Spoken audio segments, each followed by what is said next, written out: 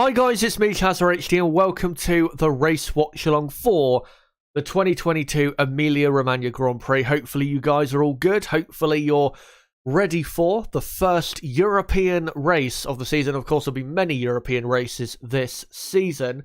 And I think we are in definitely for a very interesting Grand Prix. Now, hopefully, by the way, you're all doing good. Hopefully, no matter what time it is in your part of the world, hopefully you're excited. Hopefully you are, doing as best as you possibly can, given whatever circumstances you're going through. And yeah, great to see you all here. I just wanted to give you guys an update as to the conditions, because of course, when I did my race preview earlier, it was pretty bad, I'd say, the rain at the circuit. At the moment, the cars are just being pushed onto their grid positions by the respective mechanics and all. We're currently looking at Lando Norris, who starts the race 5th. He's being pushed onto his grid position in a moment. So, it rained quite bad up until about half an hour ago. And now, those dark clouds have appeared to be gone, and now it's a lot brighter, and it looks a lot drier. So it looks as though what we're probably going to get is I think what you'll probably get is the start of the race. We'll see intermediate tyres, but after about 5 to 10 laps, I think they'll be back on dry tyres pretty quickly. There's even, I'd say, a good chance, especially if the sun comes out, which you never know could happen. It is Italy at the end of the day. You could get, someone or a few drivers opting for dry tyres, because it's drying out pretty quickly at the track.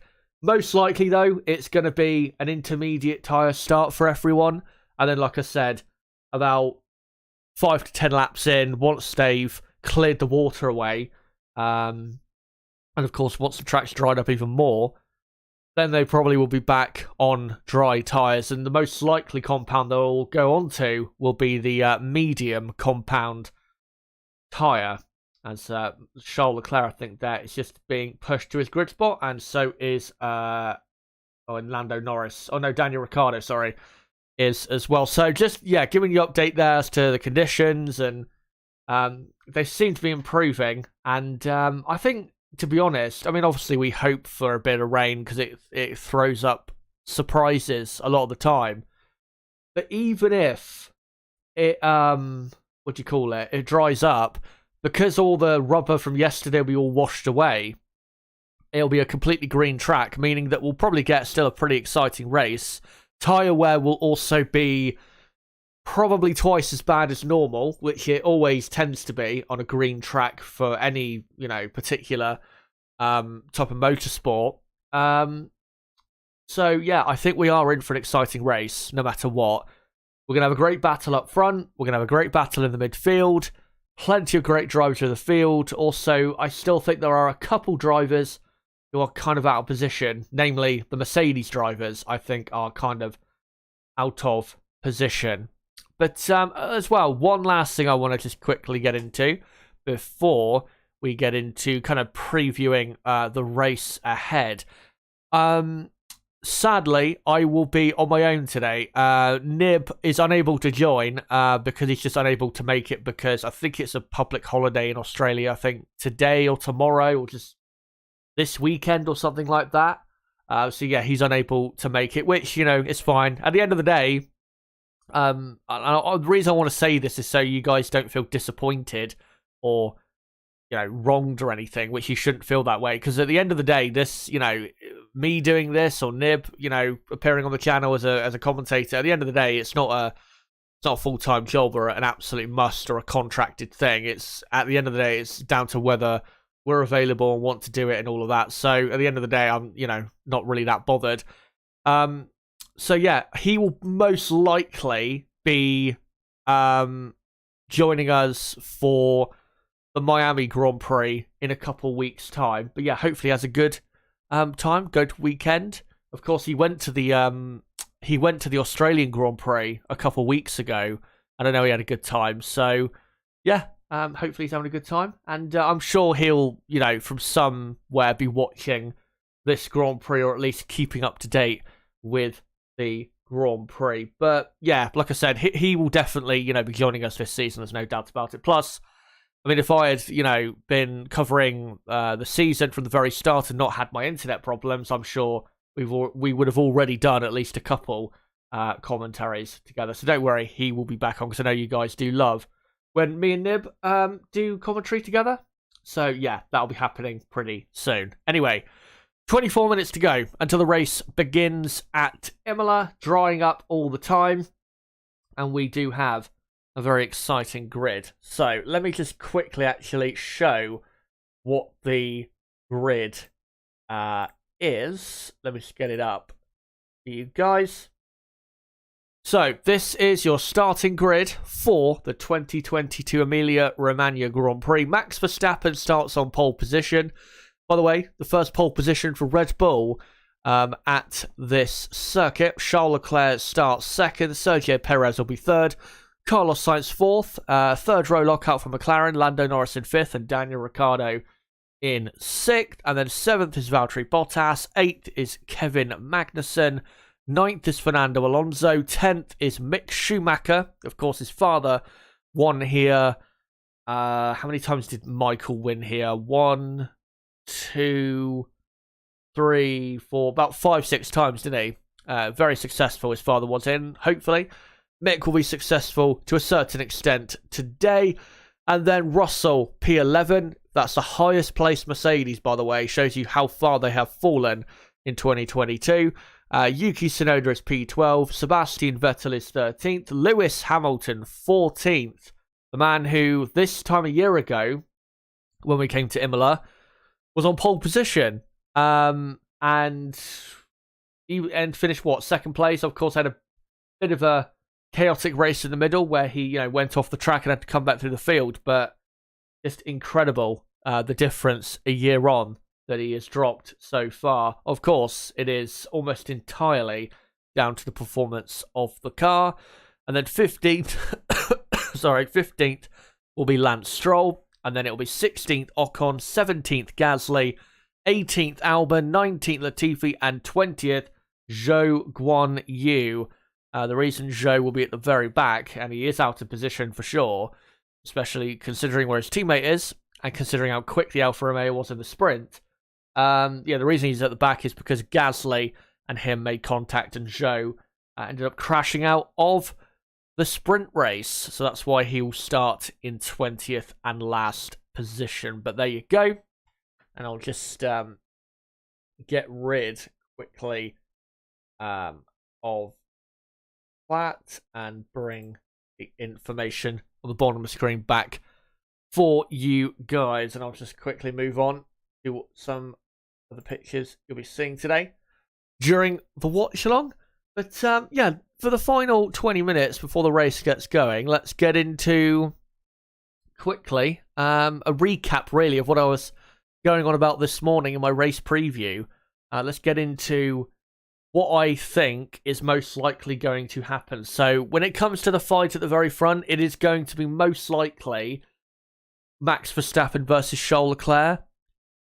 Sergio Perez, though, does have very strong pace. We've seen it so far this weekend, and we did see it in the sprint. Even though Perez had to come through some traffic, Sergio wasn't that far behind the first and second in the sprint. Only, 3-4 seconds, I think, in the end, despite having to come through traffic. So Sergio Perez has really good pace, and I think he will be praying that it dries out before the start of the race, because he absolutely could contend for victory. I mean, if Max Verstappen's in first place, I don't think Red Bull are going to allow Sergio Perez to really fight for the victory. But if Charles Leclerc, for example, is in the lead, and say Sergio Perez, for whatever reason, is in second place, Sergio Perez could absolutely win this race. If, again, the conditions are dry enough. I think, though, and feel as though, that if it is wet for too long, because of Max's incredible, and also Charles Leclerc's incredible talents in the wet, not to say, by the way, that Sergio Perez is not great in the wet, he is, but he's just not anywhere near as good, in my view, as Verstappen and Leclerc. I just feel as though, again, if it's wet for too long, he might lose too much time to Max and Charles in the wet conditions and might drop back a bit. But if it is dry, like I said, I think Sergio could absolutely hang on to Max and Charles for pretty much the entire race. And I think, without a doubt, it's a 3, maybe 4 car fight. I know, obviously, you got Carlos Sainz in P4. The thing with Carlos Sainz is, though, I mean, we've seen it this weekend as well, but he just isn't performing this season consistently. I mean, if we look at this weekend, of course, the Ferrari has still looked pretty good on pace. It's not maybe as quick as they were looking in Melbourne, but they've looked pretty quick still this weekend, and he just hasn't really executed as well as I think he could have. Qualifying on Friday, puts it in the wall and starts P10, then comes through and does well to get P4, but if he had not put it in the wall, he could have had, at least third, maybe even more than that from the sprint race, and could give him a really good chance maybe for today's Grand Prix. And I just feel with Carlos Sainz that, and we've seen it already this season. We saw it in Bahrain, we saw it in Saudi Arabia. Australia, we didn't really get a great indication, but there was a lot of things going wrong. Also, he made a pretty amateur mistake in the race, which led to his retirement. But yeah, we saw it in Bahrain and Saudi that Carlos Sainz hasn't really been able to live with the pace of Max and his teammate Charles Leclerc over a race distance. He just cannot live with the pace. He consistently loses, 3-4 tenths of a second.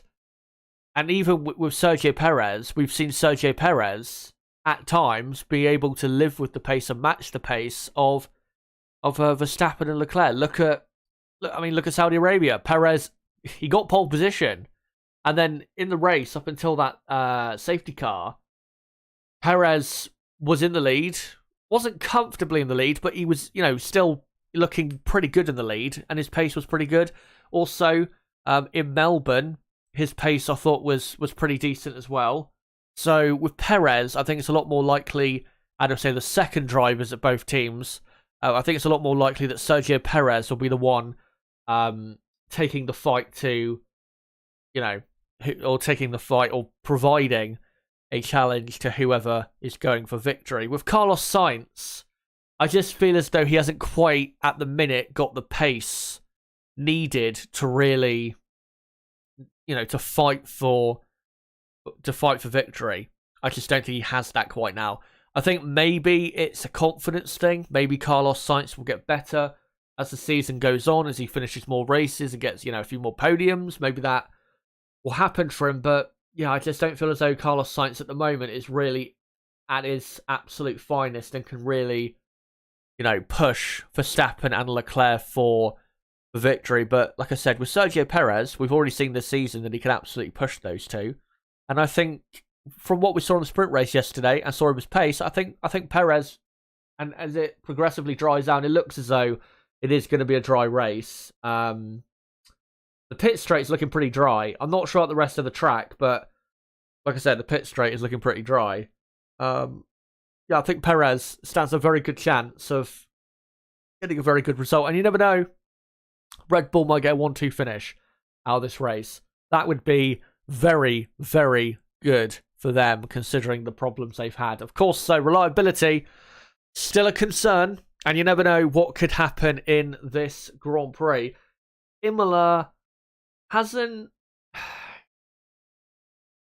I think maybe not these days, but it used to be kind of a car breaker, Imola.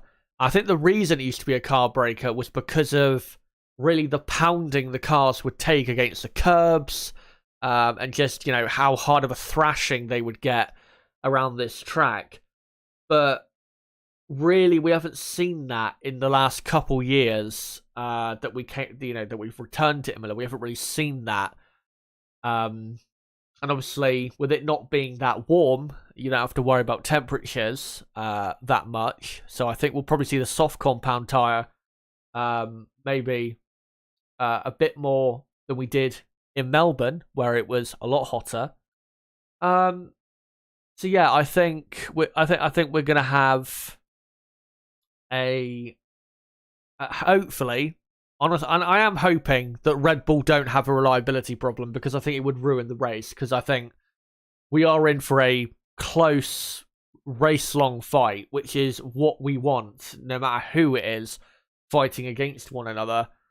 And yeah, I really hope we do get a good, strong fight, and it doesn't get ruined by reliability problems, which do happen in motorsport, but hopefully doesn't happen today for either team. And then yeah, we'll just quickly go into the midfield. About 14 minutes to go until the race starts. And yeah, just looking at the screen now, and the pit straight is pretty much bone dry. I don't know about the rest of the track. Of course, the rest of the track, at certain parts of the track, you've got like trees covering certain parts of the circuit. So obviously the the sky, the brighter sky, maybe even the sunshine, can't exactly get to those parts of the circuit in terms of drying it out.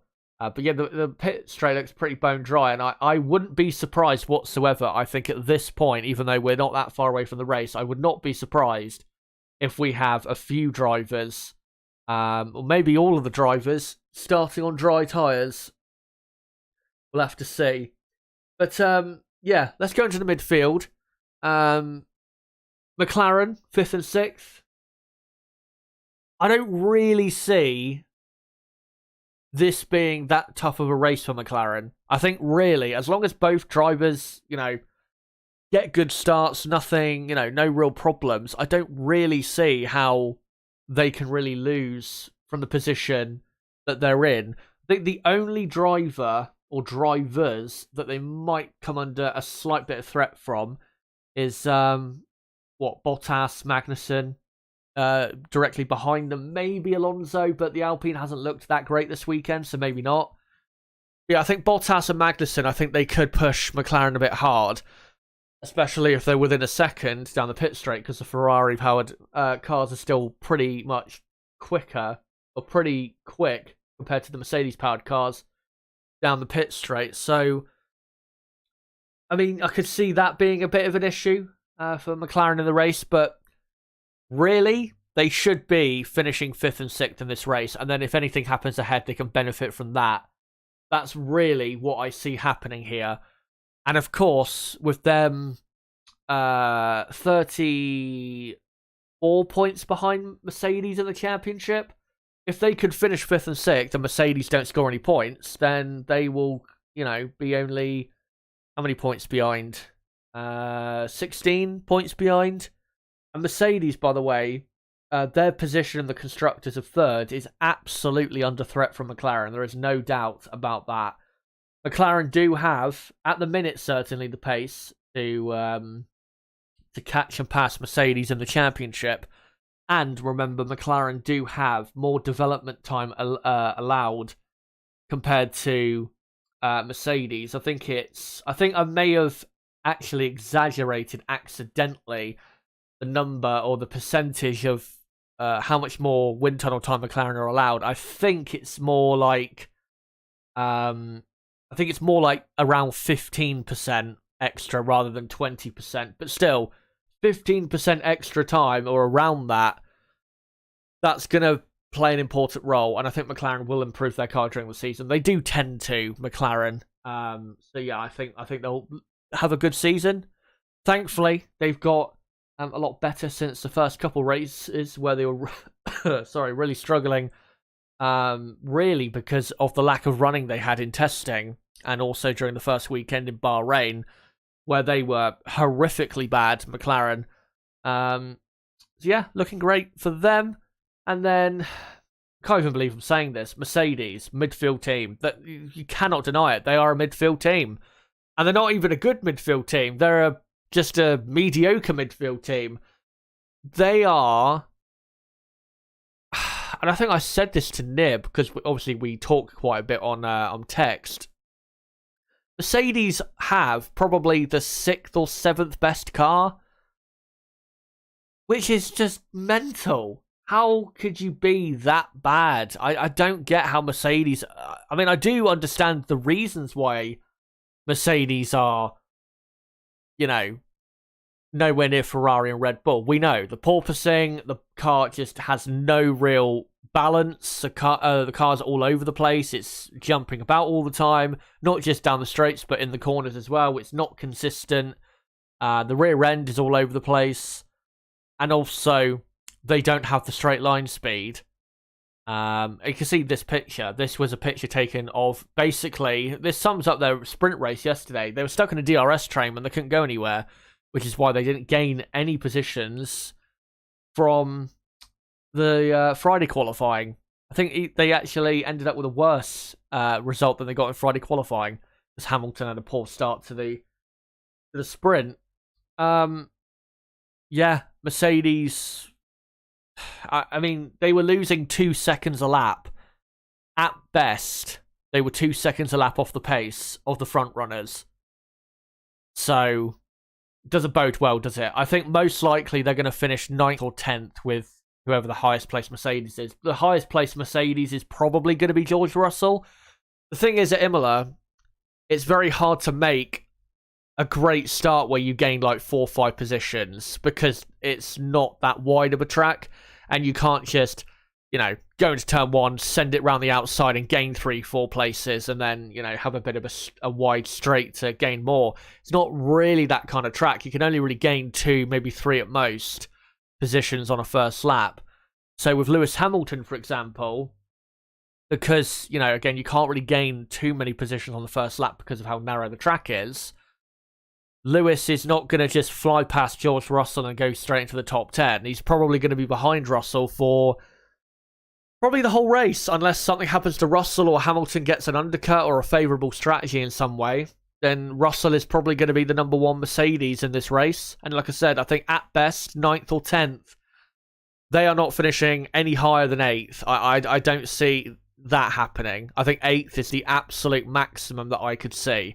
I think, again, most likely 9th or 10th. 8th is a kind of a 50-50. Could happen. Might not. We'll have to see. But these are dire times. These really are dire times for the Mercedes team. Like I said, 2 seconds a lap off in the sprint race. And we only had 17 racing laps out of the 21. And they ended up 36 seconds off in 17 laps. And like I said, at best, that's pretty much 2 seconds a lap. And I know they were in traffic, but they're going to be in traffic today because they're in the middle of the pack. So it's not like it's going to be any different today. They'll probably be a pit stop behind after about 8-9 laps, a pit stop behind the leaders. That's how slow they are. They're just absolutely nowhere near the pace. And I think they're going to probably get lapped. Yeah, they'll probably get lapped. Unless a safety car comes out at the right time, they're probably going to get lapped midway through the Grand Prix. Probably get lapped to the point where they're almost, maybe not almost, but they're only they'll probably end the race. If we go the whole race without a safety car, they'll probably end the race only being like 15-20 seconds away from being lapped twice. That's how far off the pace they are. And if they really lose a lot in traffic and are having to battle and go side by side a lot, which of course, if you don't make your way past, you're going to lose a lot of time doing that. If they can't find their way through, then what's going to happen is they're going to, end up losing even more than 2 seconds a lap. So, yeah, Mercedes are absolute shit right now.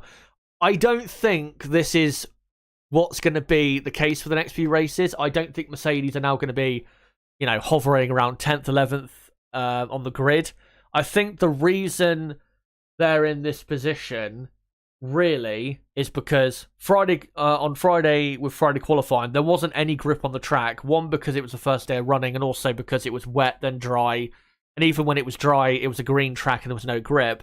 We know the Mercedes has, not that much grip, and it's really an unstable car. Plus, with the bouncing, on a track that's more green and fresh and less grippy, that's going to be even worse from a handling point of view when you actually enter a corner when exiting a straight. And then yesterday, because the car's not that quick and because they were in a train, they couldn't go anywhere because they have no straight line speed. So that's why they've ended up in this position. I think if we had a normal weekend, a normal dry weekend at Imola, then I think they probably would have ended up being a lot higher on the grid and probably finishing higher. I think probably they would end up being around, I don't know, 7th, 8th place on the grid, which is still not good, but it's better than 11th and 14th. As the F1 intro, by the way, is playing on the F1 broadcast, as we're about 4 minutes away from the formation lap beginning. And yeah, in regards to the rest of the midfield, I expect it to be very competitive. Watch out for Bottas and Magnussen. I think they'll be very competitive. Alonso as well, be interesting to see what he can do. As well, Mick Schumacher, watch out for him as well. Haas should have a good race today. And then, yeah, Mercedes, be curious to see how they do. Also, watch out for Ocon and Gasly, who are out of position. And also Zhou Guanyu, who is out of position. But yeah, the midfield should be a pretty exciting spectacle all race long, as well with the fight at the front. But guys, before we get into the race, just want to say don't forget to subscribe to the channel for more content like this, because I will be live right after the race finishes. As soon as possible after the race finishes, I'll be live again with a race reaction stream where you can react with me to the events of the 2022 Emilia Romagna Grand Prix. And then as well, I will be doing a video tomorrow where I will be going through more of an in-depth, deeper review of some of the big talking points or just the race in general. I mean, the race reaction stream, we don't really go that in-depth. It's more of just an emotional reaction, really, to what we've seen. So yeah, I'll be doing that on Monday. And then when it comes to the announcement of more content, make sure to come along to my race reaction later, where you guys will be able to hear, you know, what I am going to be doing in between this race and the next one, and for the next race as well. Yeah, don't forget to subscribe, bottom right of the screen, as well. Smash the like button and share this video and channel everywhere you can. And as well, don't forget to follow me on Twitter at ChazHD5. That's a great place to keep up to date with my content and you know, keep up to date with when I go live and when videos get uploaded. Right. Oh, by the way, great to see you all in the chat. And yeah, not long now until we get going. And I think I'll get hiding these graphics and I will get up the running order. Let me just get it up. There you go. And just adjust things quickly. And right, so we've got about a minute and 20 odd seconds to go, and here is, and I may as well hide the timer and all because pretty much go time. Here is your starting grid for the Emilia Romagna Grand Prix. It is Max Verstappen on pole position, Charles Leclerc is second, Perez third, Sainz fourth, Norris fifth, Ricciardo sixth, and then Bottas, Magnussen, Alonso, Schumacher complete the top 10. And then it is Russell, Tsunoda, Vettel, Hamilton, Stroll, Ocon, Gasly, Albin, Latifi, and Zhou Guanyu. Also, I will attempt to show on screen, on the third bar, you can see on the left-hand side, there's a bar empty. I'm going to try and do what I did yesterday, and I'm going to try and show the tyre data and just basically display what tyre everyone is on. I will try to update it as much as I can during the race. It will be difficult at times, so do bear with me. But as well, one thing I need to do is I need... And will it be... No, it will be intermediate tyres by the looks of it for everyone, just looking at the screen. And I think it's a 63-lap Grand Prix, if I'm correct. And yeah, formation lap about to get underway. But if you look at the track, it looks as though, and yeah, I think everyone is on intermediate tyres. It's not going to be wet for long. It really is not going to be wet for long. It's going to be probably 5 to 10 laps, and they'll be out there on a set of dry tyres, and yeah, looks as though everyone, and everyone is on Inters, and that's great because I already guessed that everyone will be on Inters, and there you go. So what I'll try and do with that graphic, and yeah, looking at the track, it is still pretty wet, actually. Of course, we're only looking at the pit straight, which is pretty bone dry, but the more they pound around this track, and if the sun can come out a bit more and warm this track up and dry it out a bit more, then it should dry out pretty quickly. As the formation lap is underway, by the way. They're about halfway through now, the formation lap. Thankfully, a pretty quick lap it is at Imola.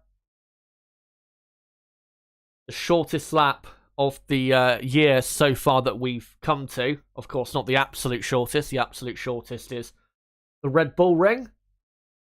As,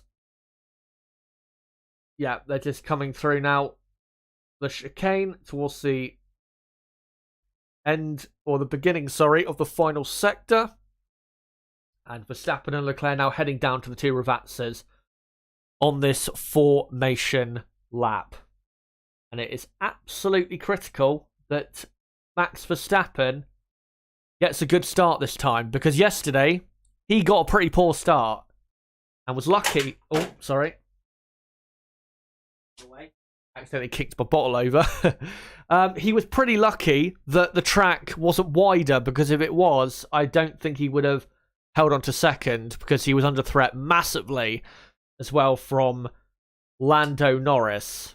So he has to get a good start here, because especially in these conditions where there's less grip, if you get a poor start in these conditions, you're going to lose even more than you would do in grippier, drier conditions. So it is absolutely critical that Verstappen gets a good start. Of course, he won the Grand Prix here last year. And Ferrari going for their first win here since 2006. Where, of course, Michael Schumacher won. I think that was the last weekend, or one of the final weekends. Maybe not the absolute last, but one of the final weekends where he actually got pole position. I think that was the weekend where he overtook Ayrton Senna for pole positions. So, yeah. As Nicholas Latifi, is it? Comes up to the back. I think Zhou Guanyu is starting from the pit lane, I'm pretty sure. As the green flag waves at the back, and now the lights are on. 3 lights, 4 lights, and 5 lights. And lights out, and away we go. And this time, Max Verstappen has got a brilliant start, and so has Sergio Perez. Perez is up to second. It's a Red Bull 1-2. Oh, there's a McLaren up to third. It's Norris. Leclerc has had an absolute shocker, and the Ferrari's off the track. It's Carlos Sainz. And by the looks of it, Daniel Ricciardo. But it is a Red Bull 1-2 at the moment. And yes, Sainz off in the gravel by the looks of it. And we'll see if that causes a safety car. I think both cars should be able to get going again. But it is Verstappen leading, Perez second, Norris third, Leclerc fourth, Kevin Magnussen fifth. For Haas F1, what a start by him. And I'll try and do the rest of the order and get it correct when I can, but just want to take us through this first lap, as there's an Aston Martin there that's had an absolute stonk. I think both Aston Martins have had an absolute stonk, and I think, yeah, safety car deployed, and Carlos Sainz is parked in the gravel yet again. That's 2 races in a row that he cannot get out of the gravel. And George Russell is up to 6th in the Mercedes. What a start. Of course, this time last year he put in an amazing drive in the Williams and was probably heading for a points finish had it not been for a crash with then Mercedes driver Valtteri Bottas. But anyway, Russell up to 6th. Bottas is 7th. And here's a replay of the start. Perez, I knew instantly that Leclerc had a poor start. You could just see he wasn't going anywhere. Perez got past instantly and was almost having a go at Verstappen. Then Norris decided to send it down the inside. Let's see where Ricciardo and Sainz. And it's hard to say. It kind of looks like Ricciardo might have understeered just straight into Carlos Sainz's. Mick Schumacher also went off the track. And Mick Schumacher, I think, is at the back or near the back at like 19th place. And Sainz didn't get the greatest start. Then he lost a bit of traction. And Carlos... Yeah, you'd probably have to say if there's anyone to blame for that, it's probably Daniel Ricciardo, because Carlos left quite a bit of room on the inside. So, I mean, hopefully they'll show it from Daniel Ricciardo's point of view, but it looks to me like Ricciardo's just understeered straight into him. As they're now showing a replay from Valtteri Bottas's camera. Let's see a replay. So Ricciardo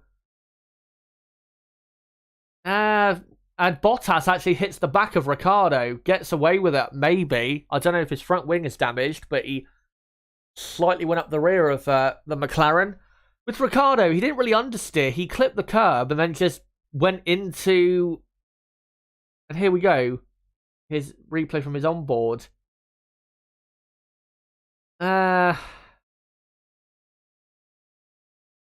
I'm not sure he could have done that much about it, but he definitely caused the accident. I wouldn't be surprised if he got a penalty for that.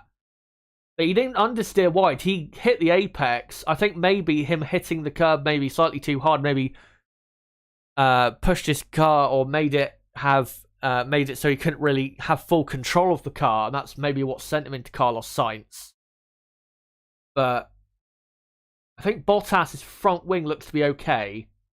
Doesn't look as though it's damaged to me. But yeah, wouldn't be surprised if we got a penalty for that, especially considering we are in Italy. But I kind of feel as though that's a racing incident, really, because I don't really see what Ricciardo... It's not like he just locked up and went straight into the side of him. As we are now on lap 3 out of 63. And by the way, we are under safety car conditions. Let me just update the order for you guys.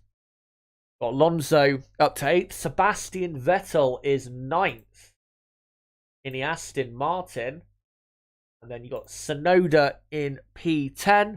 Lance Stroll, we know he loves a good start, and he's up to 11th place. Lewis Hamilton is 12th. And then Ocon is 13th as Daniel Ricciardo comes into the pits, I'm assuming for a new set of inters. I'm guessing he had a puncture of some sort. But yeah, Ocon is 13th, and then Gasly is 14th. And then you've got Albin 15th, Latifi in 16th, and then it's Schumacher 17th, Zhou Guanyu 18th, Ricciardo 19th, and Carlos Sainz 20th. Let me just update and put that he is out. There you go. Carlos Sainz, unfortunately, the home crowd is out of this Grand Prix, as we're on lap 3 out of 63. And what a disappointment for Carlos Sainz, honestly. What a disappointment. First, what's it? Grand Prix, the Australian Grand Prix, a couple of weeks ago. Started, what was it, 8th or 9th? Started on the hard tyre, had a poor start because of tyre warm up, and the tyres just weren't firing up. And then he ended up making an amateur mistake, spinning off into the gravel. And then here gets punted off and puts into the gravel. He is having a very poor season. That's 2 races in a row now that he's retired from. Pretty rare these days you get 2 races in a row with drivers retired, given the reliability of these cars. But when you have accidents and get stuck in the gravel, these things happen. And by the way, credit to Lando Norris for overtaking Leclerc, because I mean, part of him would have been thinking, let's not go for the move because we're not going to beat him anyway. But considering the conditions, and you never know what could happen, he was absolutely right going for that move there. As we're now looking at Ocon. I've got to say, that bit where the track narrows, especially in these conditions, it's got to be so, so scary. Because if you have to, make a last minute dodge or split second decision, you could end up having a massive accident because how narrow it gets. And also the vision isn't great. And there was actually an AlphaTauri in the background. I think it was Gasly who actually got pushed onto the grass because how narrow it got. It's not the it can be a scary part of the track. We saw that last year, didn't we, with Russell and Bottas. As the track narrowed, there wasn't the space really for any of the drivers to go anywhere.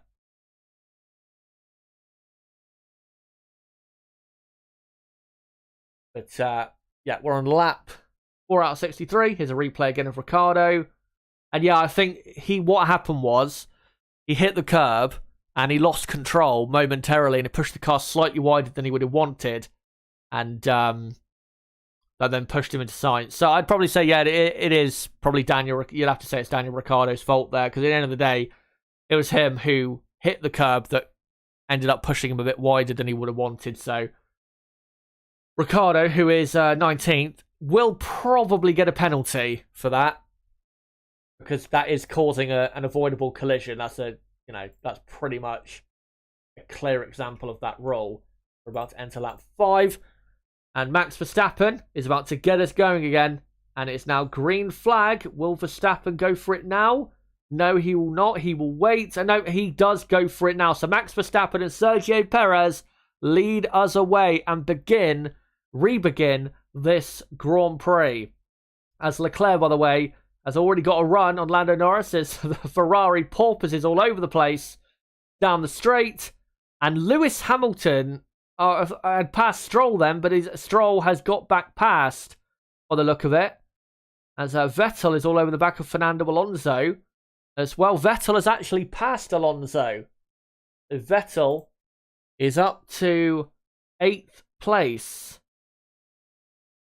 in the Aston Martin. What an amazing start so far for Sebastian. We saw he was so great in the wet on Friday, but this is incredible. But and Tsunoda has passed Alonso, so Alonso really not having a good restart, and Tsunoda having a good race. Has had a pretty decent weekend, I think, Tsunoda. Anyway, Verstappen already on this restart of the race, building a lead.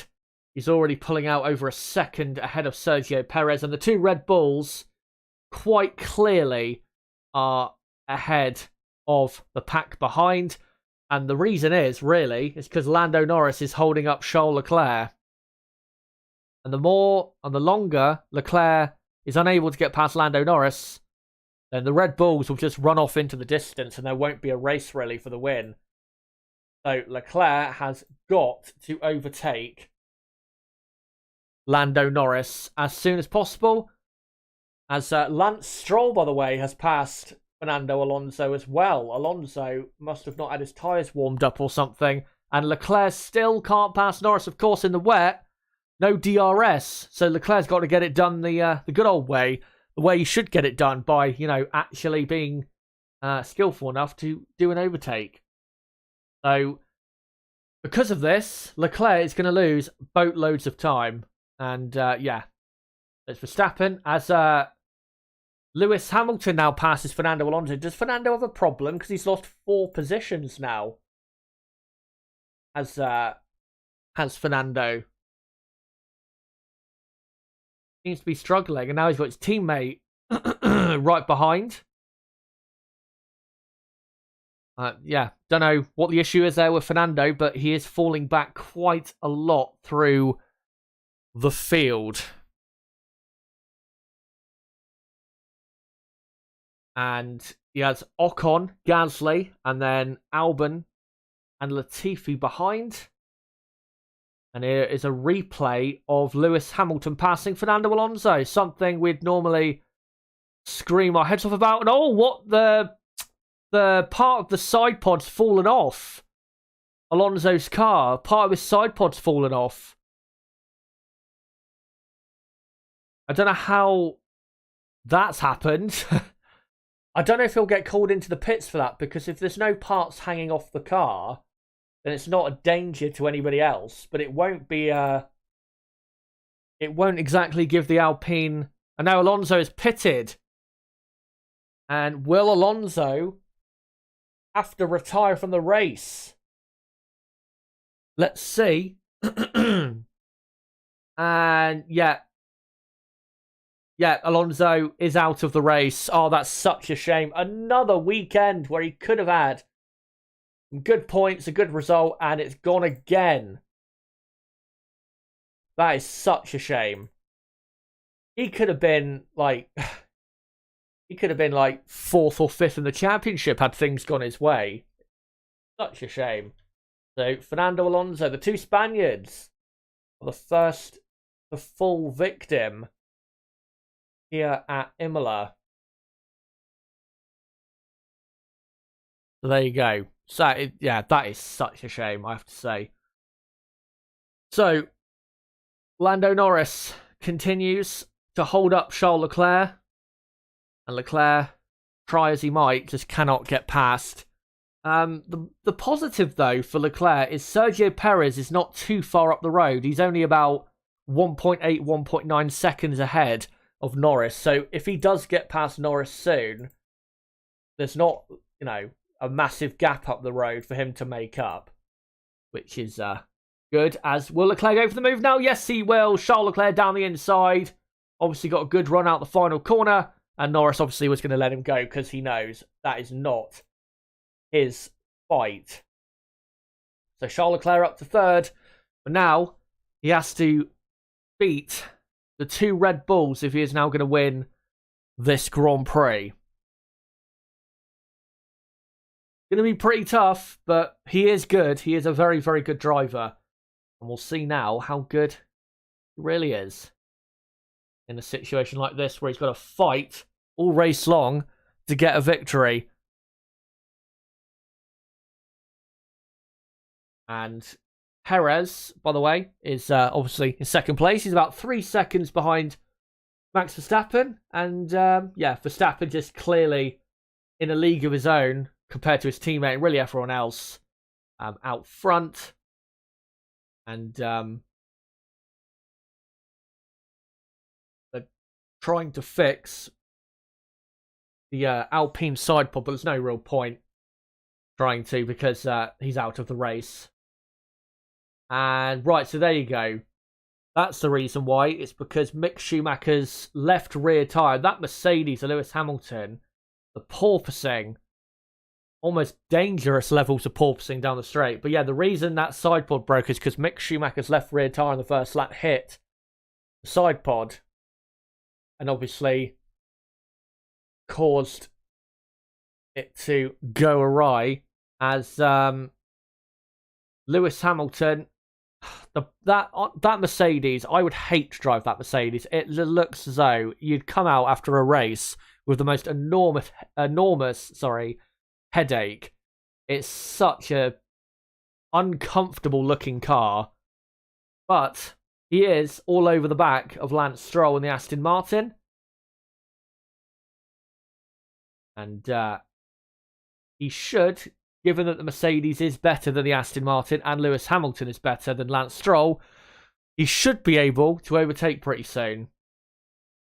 And he needs to really get on with it because he is miles away from his teammate George Russell, who is 6th and only a second behind Kevin Magnussen. I think these wet conditions are actually suiting Mercedes to a certain extent, not necessarily the car, but I think the drivers, because of course the drivers, they're both, in terms of talent, they're both incredibly good drivers. Lewis Hamilton, of course, is well, for me at least, the greatest we've ever seen.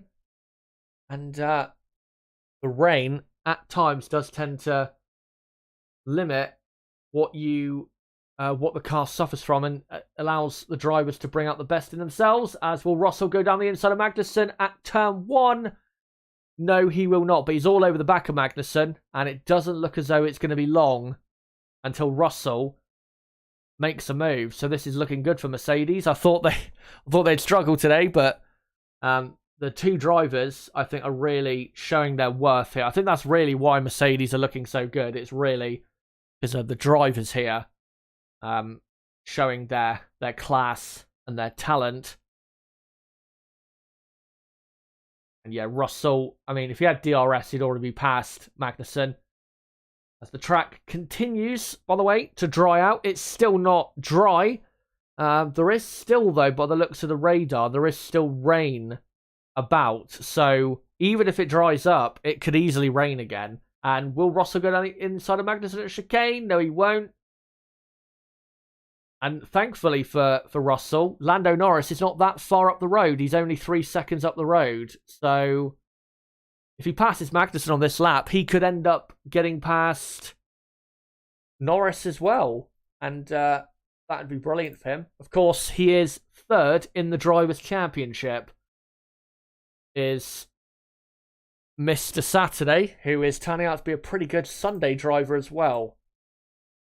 And yeah, Russell now on lap 11, right in the slipstream of Kevin Magnussen.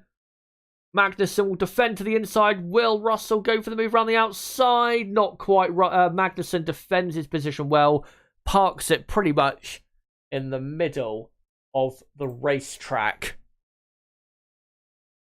Kevin sometimes can go overboard, but when he's not being ridiculous and silly, like he was that time with Leclerc at Suzuka, as Russell's fancying a move at the hairpin, the toaster hairpin.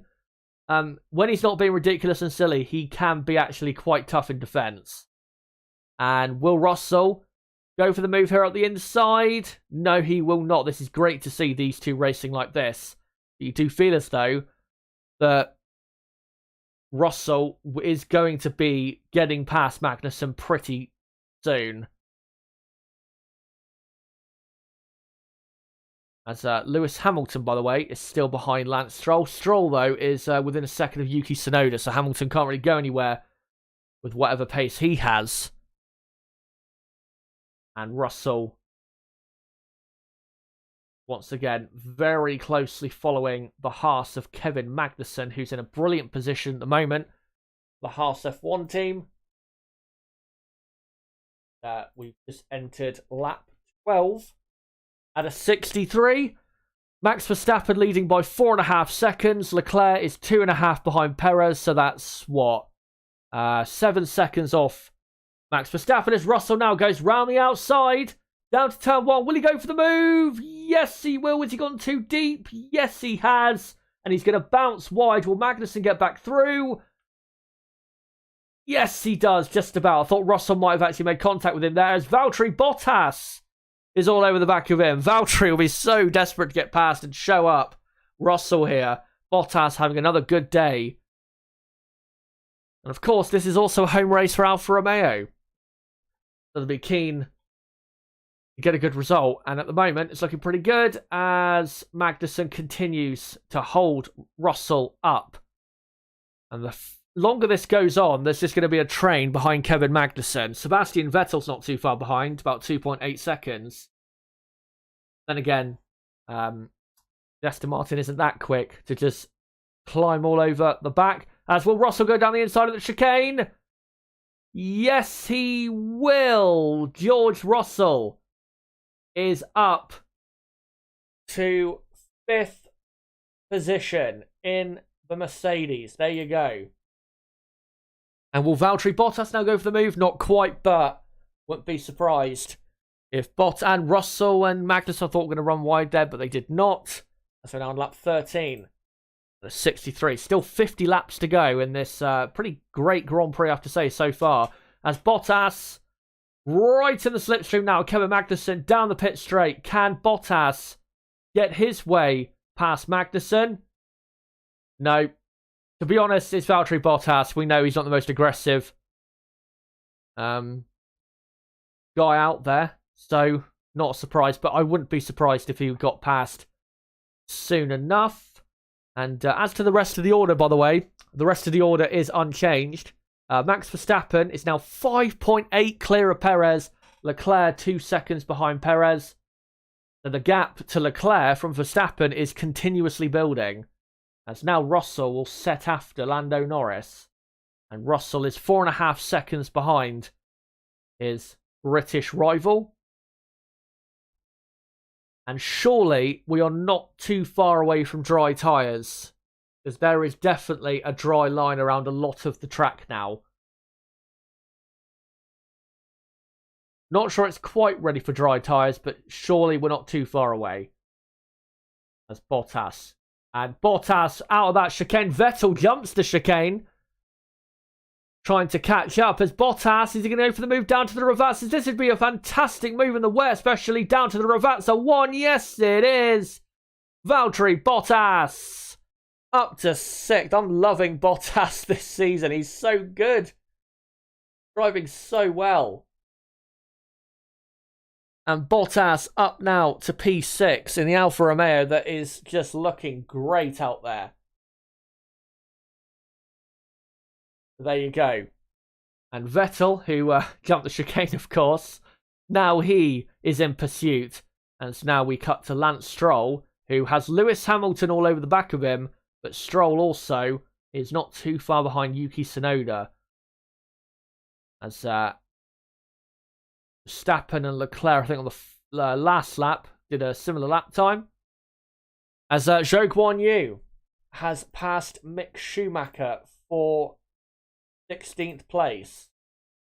It does appear that Haas, they do have good pace in qualifying trim, but it does appear that characteristic they had back in 2018-2019 of having poor race pace, it does seem as though they still have that because they are just falling back. And here's a replay. So yeah, Russell running wide at turn 1 in the first chicane, and then Magnussen getting back past, and that's really what allowed Bottas to get so close. And Russell through the exit of Aqua Minerale, but a great exit, and then went down the inside at the chicane. And then Bottas got an absolutely insane exit from this chicane, heading down to the Ravazzas. And I know people may say, oh, well, it's just a straight, but in the wet, this is quite a brave move in the wet to go, especially alongside Kevin Magnussen, who's can be a bit of a not dangerous driver, but a bit aggressive. Brave driving there. Verstappen saying, "I'm definitely sliding more." He's saying that on the radio, but it's not costing him any time. He's 6 seconds clear of Sergio Perez. Charles Leclerc is almost 8 seconds behind Max Verstappen. Leclerc doesn't really, at this moment in the wet, have an answer for Max Verstappen. But he is starting to close in on Sergio Perez. He's actually closing in on Perez a lot on this lap. He's we've gone from 1.7, 1.8 seconds down to about 1.2, 1.3. So Leclerc he's getting there, Leclerc, but Verstappen clearly has the advantage at the moment.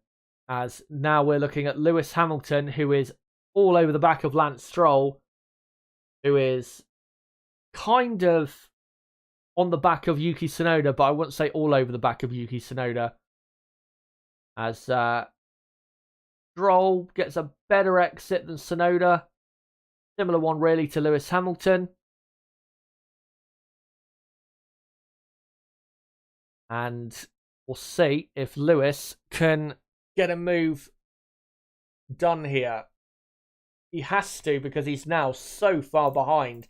Even just, Norris and Russell. By the way, Russell, unable to catch Norris. Norris has actually kept the gap and actually extended the gap to Russell. So McLaren are quicker than the Mercedes here. And with Daniel Ricciardo, he must have damage to his car because he's at the back in 18th place and he's 4 seconds behind Mick Schumacher and he continuously losing time. So I think Daniel Ricciardo has some sort of damage to his car. He has to. Because that McLaren in the hands of Norris is, third quickest car really out there. as Verstappen has pulled another second out over Sergio Perez, and Leclerc is now about 1.1, 1.2 seconds behind Perez. As Norris actually is extending the gap over Russell quite a bit. It's now up to 5.6, 5.7 seconds. And we're now on lap 17 out of 63. As this fight between Tsunoda, Stroll and Hamilton only continues. And now Esteban Ocon is joining the party. He's only a second behind. And Stroll looks to be quite a bit closer now to Tsunoda. Max saying just need an update for a possible safety car, Max. And then Max says, I think slicks then. So what they're saying is, if a safety car comes out now, what tyre would you want to be on? And he's saying slicks. In case that happens. And it could happen. I mean, conditions are still pretty tricky and someone could easily fall off the road. So that to me says they're going to be on slicks in the next probably 5 laps or so. Lewis Hamilton's rear tyres look absolutely shot to bits. And, right, and he has to go for it, really. Daniel Ricciardo is into the pits for dry tyres. And like I said, he has to go for it because he has no pace at the back. He's on the medium compound tyre. Is Daniel Ricciardo, I'm pretty sure. So we'll keep an eye on his times. And let me just update the lap 18 out of 63. And what all the teams will be doing basically is looking at Daniel Ricciardo's sector times. If he starts lapping as quickly as the leaders, they'll all be in to the pits for slick tyres. As Leclerc now is within a second of Sergio Perez and continuously closing that gap. I wouldn't mind, to be honest, watching that, Leclerc-Perez. I mean, this battle is interesting. Tsunoda, Stroll, Hamilton, Ocon, all battling over 9th, 10th, 11th, and 12th. But as Sebastian Vettel comes into the pits, presumably for dry tyres, and given how the track's looking, that might actually be a great decision. Let me just update the positions, and Gasly is also now in the pits as Leclerc is all over the back of Perez now. Let me just update some of the order. Now that Vettel and also Gasly have dropped down the order. I'll make sure, by the way, to update the tyre situation where I can, but it's going to be pretty tough for the next few minutes because of the amount of people that are going to be switching onto dry tyres. And Sergio Perez heads for the pits to go onto dry tyres. Leclerc and Verstappen have stayed out. Let me just update the lap for you.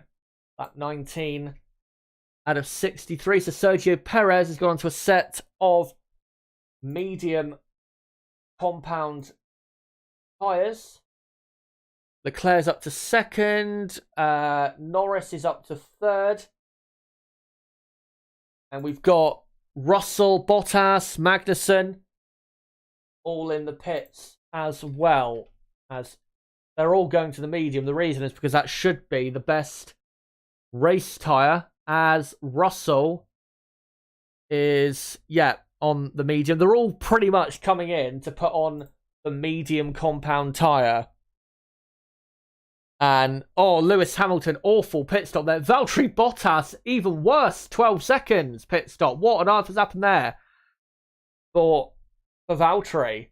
Obviously, Daniel Ricciardo has been setting some good sector times. Hasn't helped him, though, because he's still last.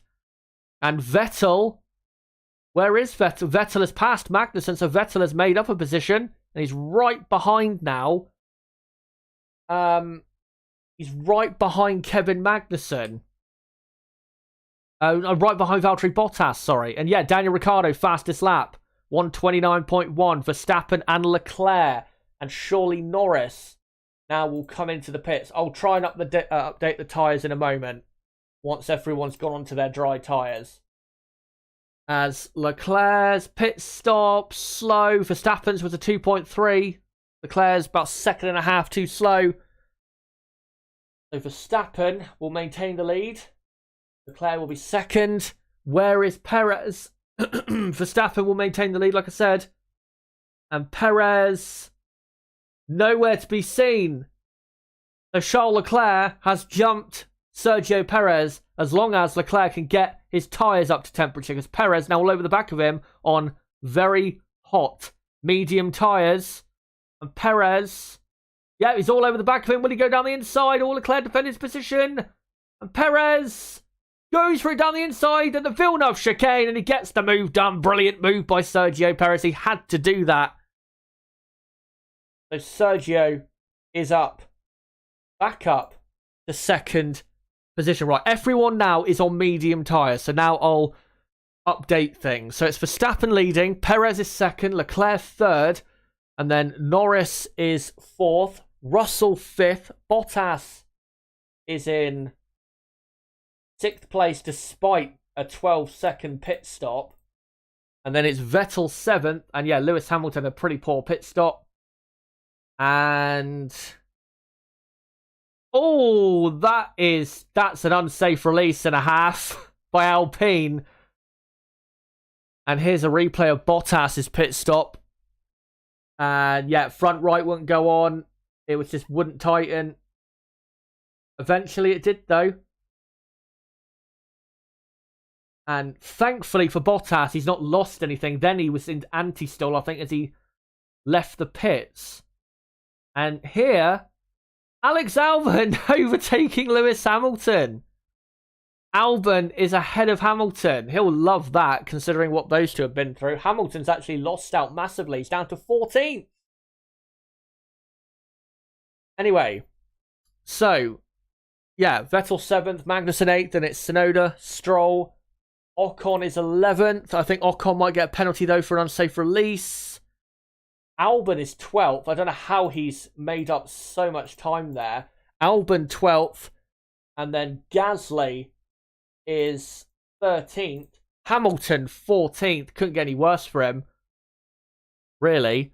Ricciardo's up to 15th and now right behind Lewis Hamilton. So Ricciardo has got his way back in to this race. And he's now in a train. There's a gigantic train behind Yuki Tsunoda of Stroll, Ocon, Albon, Gasly, Hamilton, Ricciardo.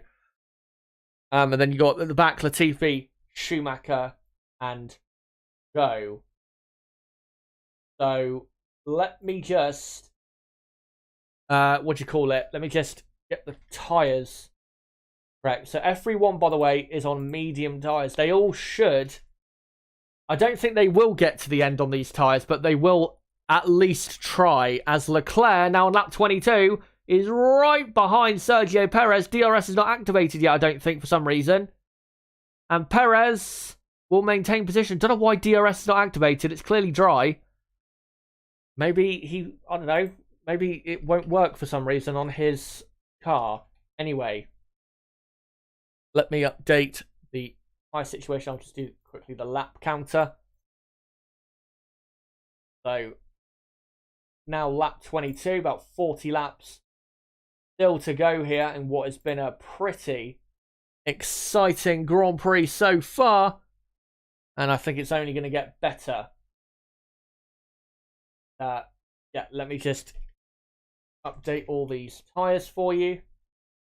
Everyone on mediums. It took a lot longer to get to the intermediate, get off the intermediate tyres than I thought it would. To be honest, I think really what was responsible for that was that it's not actually that warm, as Perez now has Leclerc all over the back of him down to Ravazza, but Leclerc is not going to go for a move there because it's too wet on the inside. But it is now lap 23. And Leclerc all over the back now of Sergio Perez. Still hasn't got DRS open. Why is DRS not working? I mean, I'm not like complaining because I prefer it without DRS. We actually get battles instead of button pressing overtaking, but they should have DRS activated by now. As yet, 40 laps to go. Verstappen is leading by 8 seconds to Perez. Perez, obviously, as Leclerc all over the back of him. And then everything else is as it is. Let me just complete the rest of this tyre stuff, and then we can focus on the Grand Prix. So that should be, except for the final two, that should be all completed now. Everybody on medium compound tyres. There you go. Everyone on the medium, and everyone now on dry tyres. As we're now on lap 24 out of 63. And Leclerc further behind Perez on this lap. And the reason is because Sergio Perez has actually just done the fastest lap of the Grand Prix. As Perez, I think now, is starting to get a bit more up to speed. By the way, if you can hear my cat in the background, he's screaming his head off. So sorry about that, but that's just the way he is. You probably can't hear him because my mic's got a pretty good... control on background noise, but he is very, very annoying. As here's a replay of George Russell at his pit stop, and what are we looking at? No idea what we're looking at there. The pit stops seem to be fine. Don't know what the problem was. But he's doing all right at the minute, Russell. He's up in 5th place. He's lapping about the same pace as Norris. Norris is comfortably holding him back, though. Norris, of course, in 4th place. Lewis Hamilton, though, probably wants to just go home because he's having an even worse Grand Prix somehow than he's had qualifying and sprint race so far this season. As Perez does another fastest lap in the Red Bull. As Hamilton is now really hustling the back of Pierre Gasly. Perez's fastest lap, by the way, a 1:21.8. Yeah, Hamilton all over the back of Gasly. The problem is the Mercedes has no straight line speed and they're in a DRS train. So Hamilton is going to have to pull off a worldy overtaking move to get this done. By the way, massive shout out to Alex Albin. In that Williams that was, so bad. As Mick Schumacher's had a moment. Yellow flag in Sector 3. And he's lost a position. And gets going again. So I'm assuming he might have spun. And Hamilton all over the back of Gasly. But yeah, Albin, what a job he's doing. It's within a second of Ocon. He's only like a second or 2 seconds off a points finish in a car that's probably the worst on the grid. He really is showing his worth this season. So, yeah, Schumacher is down to 18th now.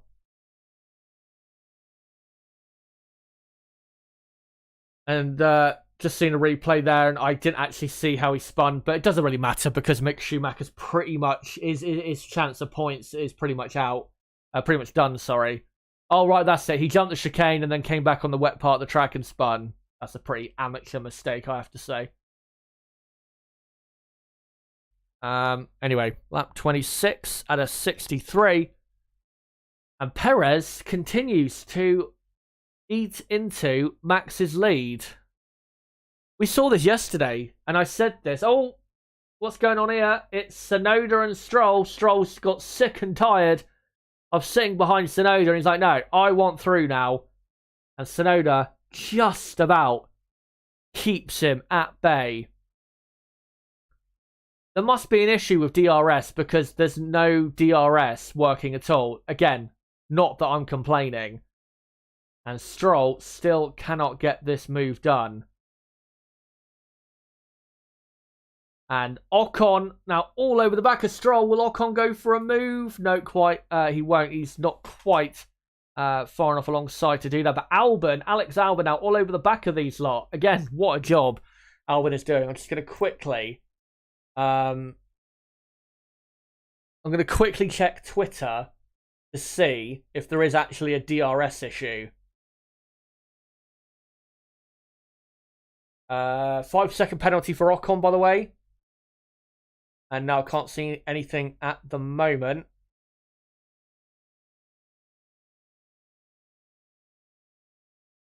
And for some reason, Tsunoda lost so much straight line speed. Did Tsunoda have a problem? Did he jump the chicane? He was going so slow between the, the straight down to the Ravazza.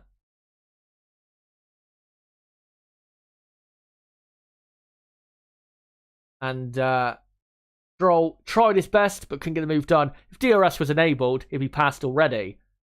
Stroll, though, has now lost quite a bit of time to Tsunoda. And now is got Ocon and Albin all over the back of him. The thing is, with Lewis Hamilton, I shouldn't laugh because he is literally having the day from hell. Now, because DRS is not enabled, he can't use that advantage to help him. So he has to basically just hustle the living hell out of Pierre Gasly and hope Gasly makes a mistake until DRS gets enabled.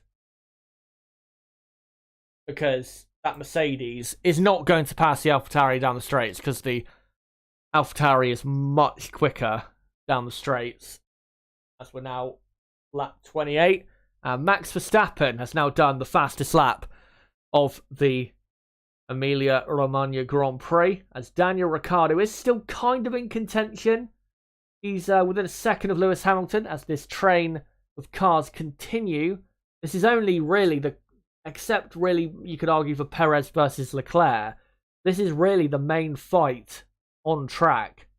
Is Tsunoda, Stroll, Ocon, Albin, Gasly, Hamilton, Ricciardo. Tsunoda, though, has now pulled over a second ahead of Stroll. As they continue their dogfight. And yeah, Alex Albin, what a job he's doing. He's now hustling Ocon, and Ocon has dropped off a bit. Off the back of Lance Stroll.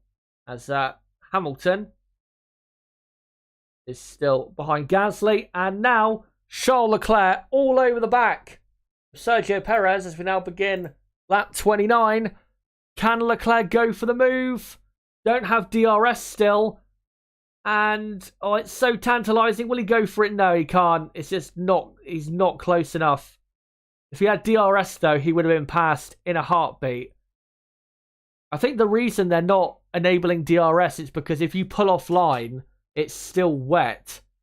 So I'm guessing it's a safety issue that they don't feel as though it's dry enough yet to really use DRS and to be, like I said, pulling offline to use it. I'm guessing that's what's happening. As Mick Schumacher, black and white flag for him for track limit violations as Leclerc continues to hustle Perez. And here's a replay. So, alright, so Perez, the reason Leclerc's all over the back of him is because Perez locked up into the chicane towards the end of the lap and went skating across the grass and slight bit of gravel. And that's what put Leclerc right on his tail. Still tricky conditions out there. Plus, they are all really pushing quite hard. Obviously, you're pushing hard for that long. It's inevitable around a track like this, and with the conditions we have, it's inevitable that you're going to be making a mistake here and there. This man, though, in the lead, Max Verstappen, isn't making any mistakes. And to be honest, when he's in the lead of a Grand Prix, he doesn't tend to make mistakes. He's now 9.5 seconds clear of Sergio Perez. And I'm not going to jinx them, but it's looking very, very good. at least for Verstappen, as he's about to come up and lap Zhou Guanyu and Nicholas Latifi. He will then lap that entire train that's behind Stroll and Tsunoda. So he will actually lap Lewis Hamilton in a minute if there's no safety car. As Zhou been told to move out the way, and he has. So he moves out the way, and Verstappen has pretty much now built his lead to 10 seconds over Perez. This is a dominant drive, and as well, Max Verstappen here showing what I was really saying in my preview and my build-up here. In the wet or in changeable conditions, Max, I mean, if Lewis Hamilton isn't in contention like he isn't because of the car being so bad, if it's Verstappen versus anyone other than Hamilton, Verstappen is absolutely the king in these conditions. He is very Michael Schumacher-like in these conditions where he can just waltz off into the distance and make you look like an absolute amateur. And if we get many more races like this in terms of the conditions this season, then I wouldn't be surprised if Verstappen gets a load more wins. As talking of Lewis Hamilton, he continues to stare at the back of the AlphaTauri and stare at its rear wing. And try as he might, he just cannot get a good enough exit from the final corner to really go for an overtake. He is pretty close though, as Daniel Ricciardo, by the way, is pitted. That's pretty early for a second pit stop.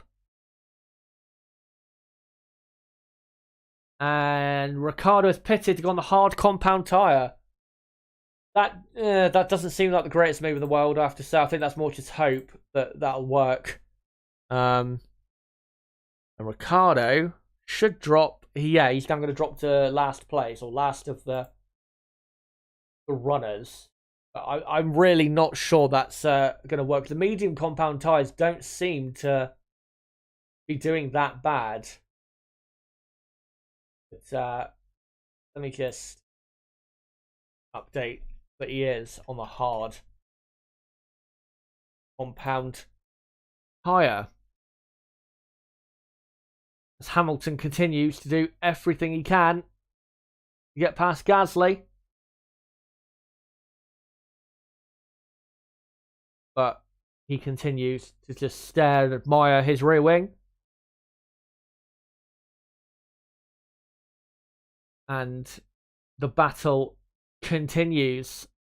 I have to say, at the moment, if you're looking at, drivers of the day who's really putting in a good performance, Max Verstappen 100% is putting in a spectacular performance, as he usually does in these conditions, as he continues another fastest lap for Max Verstappen.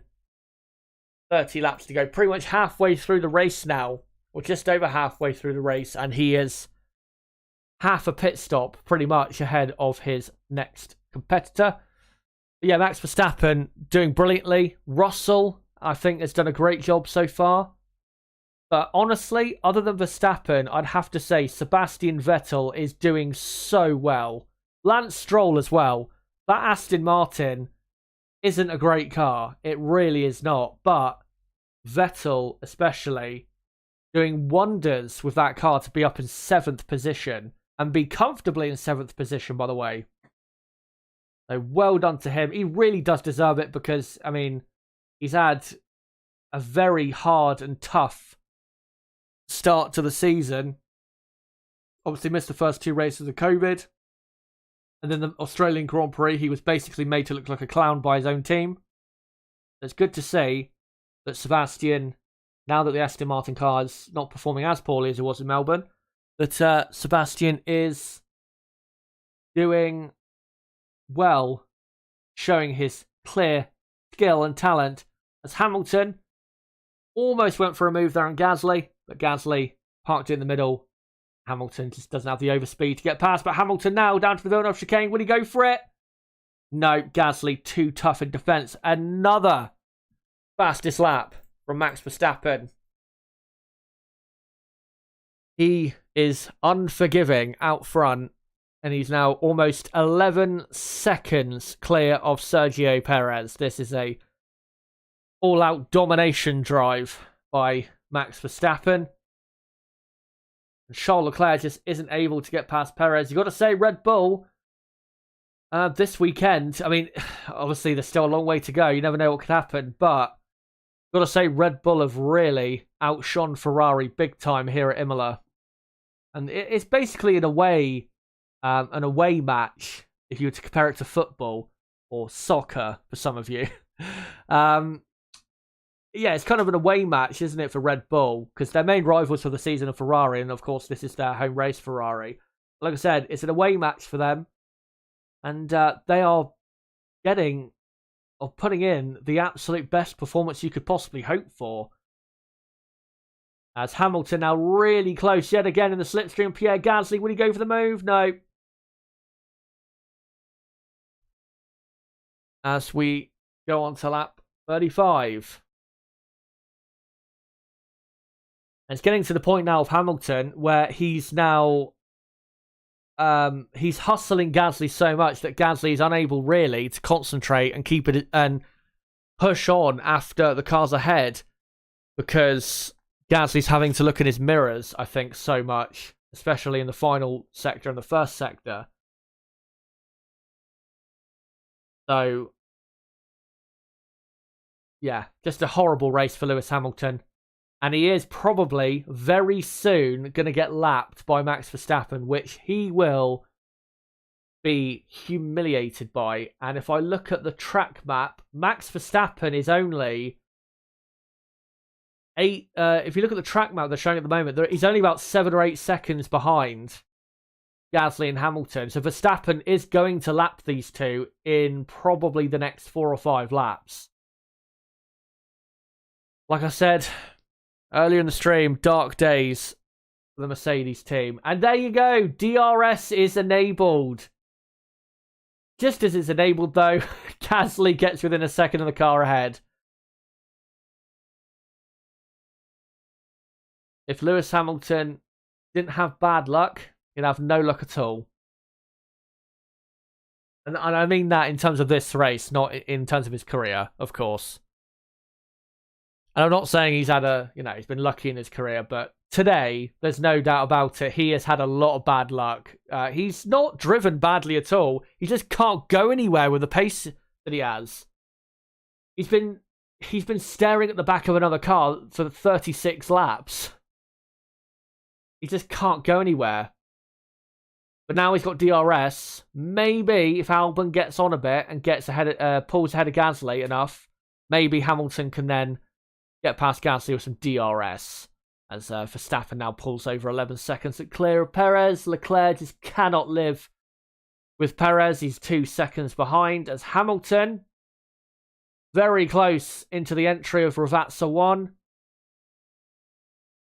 And Hamilton very close to Gasly. Gasly, though, will still have DRS. So Hamilton will have to get the move done with his pure talent. We know he can get it done.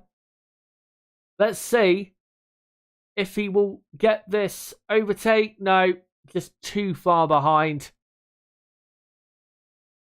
As Max Verstappen does yet another fastest lap. We're now on lap 37. Really, the only fight on track is Gasly versus Albon versus Hamilton. By the way, Daniel Ricciardo's hard tyre experiment hasn't just not worked, it's completely fallen flat on its face. Because he was right behind Hamilton, and now he is,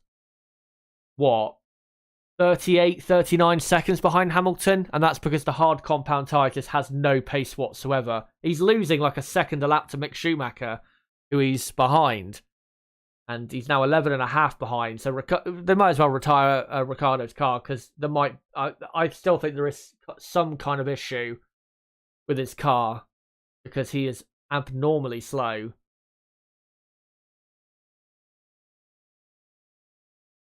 As can Gasly, who's not too far behind Alvin now, can he go and get Alvin here. Remember, the Mercedes-powered cars are not very quick down the straight, so no, he's just too far behind, but he's getting there, Gasly. He is getting there, as we've got 25 laps left now. And Max Verstappen has now pulled the gap to Perez to 12.5 seconds, and that continues to go up, and he continues to be the class of the field. The only positive for Toto Wolff as they cut to him, though, the only positive is George Russell up in 5th place. Those will be 10 very important points and will limit the amount of points that McLaren will gain over Mercedes, who McLaren are probably their main rivals for this season. And there you go. They've just shown it. Max is now only 2 or 3 seconds behind Hamilton and Gasly, who he's about to lap. Who would have thought back in December, after all that at race 4 of the following season, Max Verstappen would lap Lewis Hamilton? It is a clear sign that Mercedes' dominance and their period of utter destruction is absolutely over. And this is basically the final nail in that coffin, Verstappen lapping Hamilton. It's something, in terms of what's happened with Mercedes here, it's very similar to me to Ferrari in 2005 after their domination ended, and we started getting plenty of times where Michael Schumacher, of course at the time, went down in history still, of course, as a 7-time champion. In 2005, Michael Schumacher would get lapped by Kimi Räikkönen or Fernando Alonso or Montoya, whoever was fighting for the lead. He wouldn't get lapped all the time, but he would end up suffering such a humiliating fate. And that's pretty much what this season for Lewis Hamilton reminds me of, is that 2005 season for Ferrari. Just a complete drop-off in all aspects and complete and utter, at times, humiliation. That's what this is about to be. Verstappen will I'm telling you, he might not say it, but he will absolutely love lapping Lewis Hamilton. And he's probably pushing hard just to lap him. As we're now on lap 40, as Hamilton continues to stare at the back of the AlphaTauri. He's stared at the back of it long enough. He'll probably want to go buy one of their clothes. Of course, AlphaTauri is a a clothes manufacturer, I think, that Red Bull own. So yeah, he'll probably want to buy one of their clothes by the end. Probably stared at it enough in this Grand Prix. As Verstappen closes in on lapping Hamilton. Can't remember the last time Lewis Hamilton was lapped. I think it was 2000 and maybe 2011. If it wasn't then, it was definitely 2009 when Lewis Hamilton was lapped. It's been a very long time, and of course, when you're the greatest driver of all time, and when you have a car that's fighting at the front all the time, you're not going to have to worry about blue flags, but now he has to. And Verstappen presumably will lap Hamilton on the pit straight. And to be honest, the Red Bull is so quick in a straight line compared to the Mercedes. Hamilton doesn't even have to lift, but he does.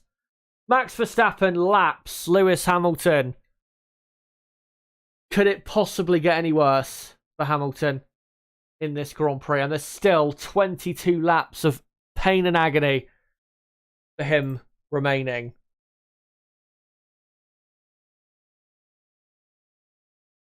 And, well, even worse, he'll have to move out the way soon of Sergio Perez and Charles Leclerc, who will probably end up lapping him before the end if there isn't a safety car.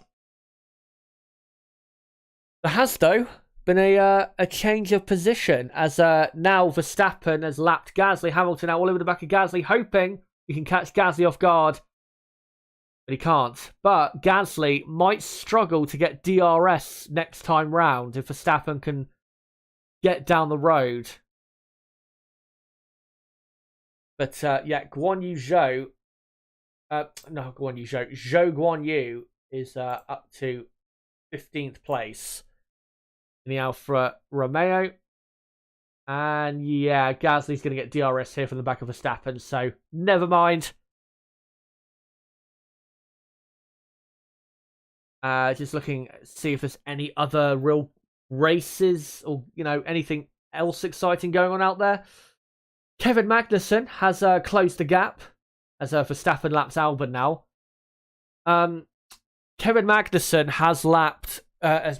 he has closed the gap down to 2 seconds from 4 seconds to Sebastian Vettel, and Tsunoda has closed the gap to Magnussen, so hopefully that's going to be a nice three-way fight for 7th, 8th, 9th. Very important positions, especially on a day like this where you've got Hamilton out position and, you know, Sainz and Alonso out of the race as well. It's a very important day for the drivers further down the grid and for the teams further down the grid.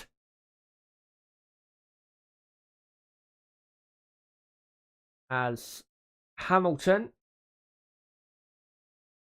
is, still not going anywhere because Gasly is now right behind Alex Albon. In terms of the midfield teams, though, Alfa Romeo are heading for a very good result here because if it finishes the way it is, then Bottas, with his 6th place, that should push Alfa Romeo up to 5th, in the Constructors' Championship. And they've not been 5th in the Constructors, I think, since 2019. I think some point in 2019, I think midway through, or the start of that season, they were momentarily in 5th place. It's been a long time since Alfa Romeo have been relevant. It's great to see that they're once again relevant. As Max Verstappen, by the way, did another fastest lap of the race and is now over 12 seconds clear of Sergio Perez. Charles Leclerc, 2.5 seconds behind Perez. I will say Norris's pace is not too bad. He's still quicker than Russell behind. And, I mean, he's 23.5 seconds behind Leclerc. But considering how quick the Ferrari has been this season, and I think the last Grand Prix, the McLaren was about 45 seconds off the Leclerc in the Ferrari by the end. Actually pretty good pace for the McLaren to half the amount of time to Ferrari that they're losing. They're only losing, say half second a lap, which is still quite a bit of time, but it's not as bad as, say, it was earlier in the season. So McLaren, they're getting there. They are getting there.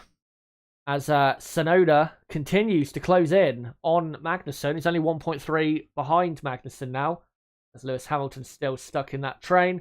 Albon is now within a second of Ocon. I think Verstappen lapping those cars now caused them all to close up. Because they did actually, the gaps all went out a bit bigger before Max came through. Plan D, how does it look? Not good, stay out to the end. That's what the team radio conversation just was at Ferrari. I'm going to assume Plan D is the Lewis Hamilton Hungary 2019 strategy of let's pit for another set of fresh tyres and race the wheels off of it. Would it work? I don't think it would. Because it's not like Leclerc's quicker and he just can't get past. He's not. He's clearly slower than the two Red Bulls. Red Bull are quicker than Ferrari this weekend. As we now enter lap 45. And Hamilton now right behind Gasly. Can he get the move done? I've said that about a million times. Honestly, at this point, I'm hoping he does. No, he doesn't. As this close battle continues, Hamilton will go for it again, though, at the Villeneuve chicane. But Gasly puts his car exactly where he needs to, middle of the road, and keeps Hamilton at bay. Just want to see how far ahead is Russell ahead of Hamilton. 23, 25, 26, 36. Russell is about 38, 39 seconds clear of Lewis Hamilton. That's how far behind he is, Hamilton, of where really he would or should be. And that's how much time he's lost in traffic. He's lost basically a second a lap, the whole Grand Prix in traffic. I mean, Russell has been in traffic to a certain extent, but not as much. Obviously, Russell having the amazing start he had did help. Because then he only had one car really to pass, which was Kevin Magnussen. Gasly, though, on this occasion, looks as though he's close enough to overtake Albin here. And like I said, Red Bull powertrains pretty quick down the straights. Hamilton, though, is right behind Gasly as well. Hamilton right round the outside. Can he get the move done? No, he cannot. Very close, though. And now Hamilton, can he get a great run through down to the Villeneuve chicane again? No, he's not close enough this time. Unless he does the greatest overtake of all time, which he is capable of, but I'm not sure in this mood he is. And what Gasly needs to do is get past Albin to protect himself, because Ocon is only a second and a half up the road. As he continues, Gasly, despite having to defend position almost every lap, continues to push after Albin. I have to say, me doing this race watch along, this race has been, I'd say it's been a decent, if not good race. You can clearly see the cars can follow a lot better. What I like the most is because they can follow a lot better, the drivers are pushing harder because they know that they're having to really push to keep drivers behind. They can't just, drive at 70% of what they're capable of, knowing that the driver behind won't be able to pass because you can't overtake because of the dirty air. And the driver behind, obviously, is fighting like hell to get past because they know it's easier to overtake. As Yuki Tsunoda now is within a second of Kevin Magnussen. He's only half a second behind. So Tsunoda could be on for an 8th place, and I honestly think that would be a superb result. Tsunoda has had a pretty good weekend, out-qualified Gasly, outdid him in the sprint race, and here we go, we're now looking at it. Outdid him in the sprint race, and now performing much better in the Grand Prix itself. Tsunoda is starting to come into his own in Grand Prix racing. And yes, Tsunoda, you'd think, should be able to get this move done because they do have the advantage of having probably the best power unit in Formula 1 at the moment. And Tsunoda about half a second behind him. Yes, surely Tsunoda is getting the job done here. Magnussen will try to defend to the inside. And Tsunoda goes right round the outside. And Yuki Tsunoda is up to 8th with 15 laps to go. And Sebastian Vettel is not too far up the road. So he could get 7th. Vettel is 2.5 seconds up the road. So if he keeps pushing the young Japanese star, then he could get 7th. And if he was to get 7th in that car, which has not been great this season, considering how or where he was in Friday qualifying, that would be a very good result for Tsunoda. And yeah, with DRS, simply too easy.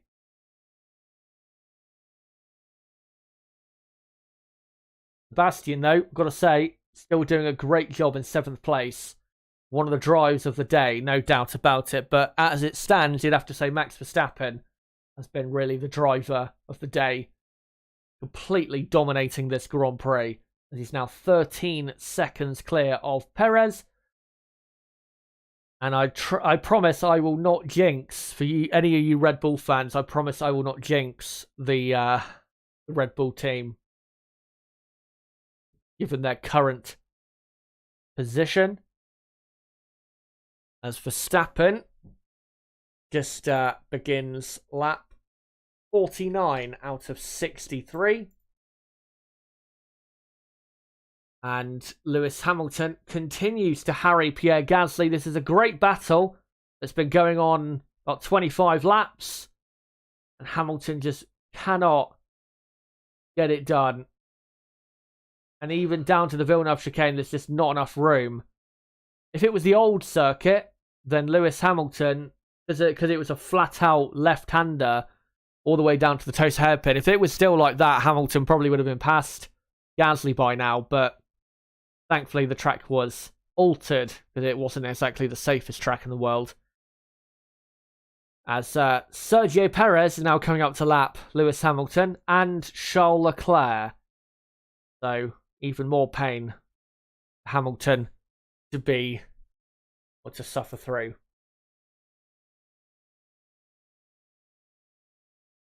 So, let's see what can happen here. Whether Hamilton can make his way past. Can try and use Perez lapping them and Leclerc lapping them in some way to get his way past. As Charles Leclerc comes into the pit, so I presume he's going to try and go for a fastest lap attempt. Or maybe they'll try and force Sergio Perez to cover it off, and then maybe Leclerc can get an undercut. So Charles Leclerc pits, and he goes on to the soft compound tyre.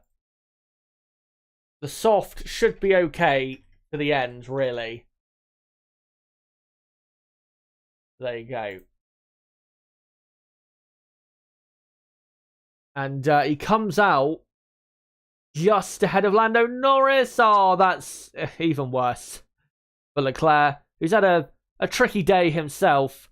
Norris comes out ahead of him. So Leclerc has that to deal with now. Let's update the tyre situation. But well, I wouldn't be surprised if Perez pitted, and then if Perez pits, Verstappen can then pit, and then Verstappen probably ends up with the fastest lap. Saying that, Verstappen has continued. Will Perez pit? Yep, Sergio Perez will now pit for the soft compound tyre.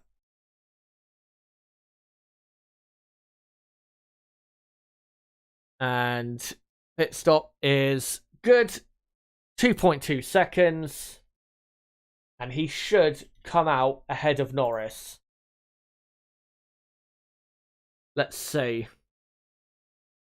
As he trundles down the pit lane. Leclerc now right up behind Lando Norris. And yeah, he'll come out easily ahead. And Leclerc is about to pass Norris. And Norris just moves out of the way, basically. So Leclerc is up to third. And Norris will continue on in fourth place. But good result for Norris, fourth. Last year, of course, he got third.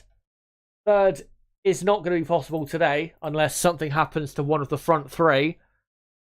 But yeah, he's done a good job. As Max Verstappen now pits on lap now 52. And Verstappen will come out soft tyres. And yeah, another picture perfect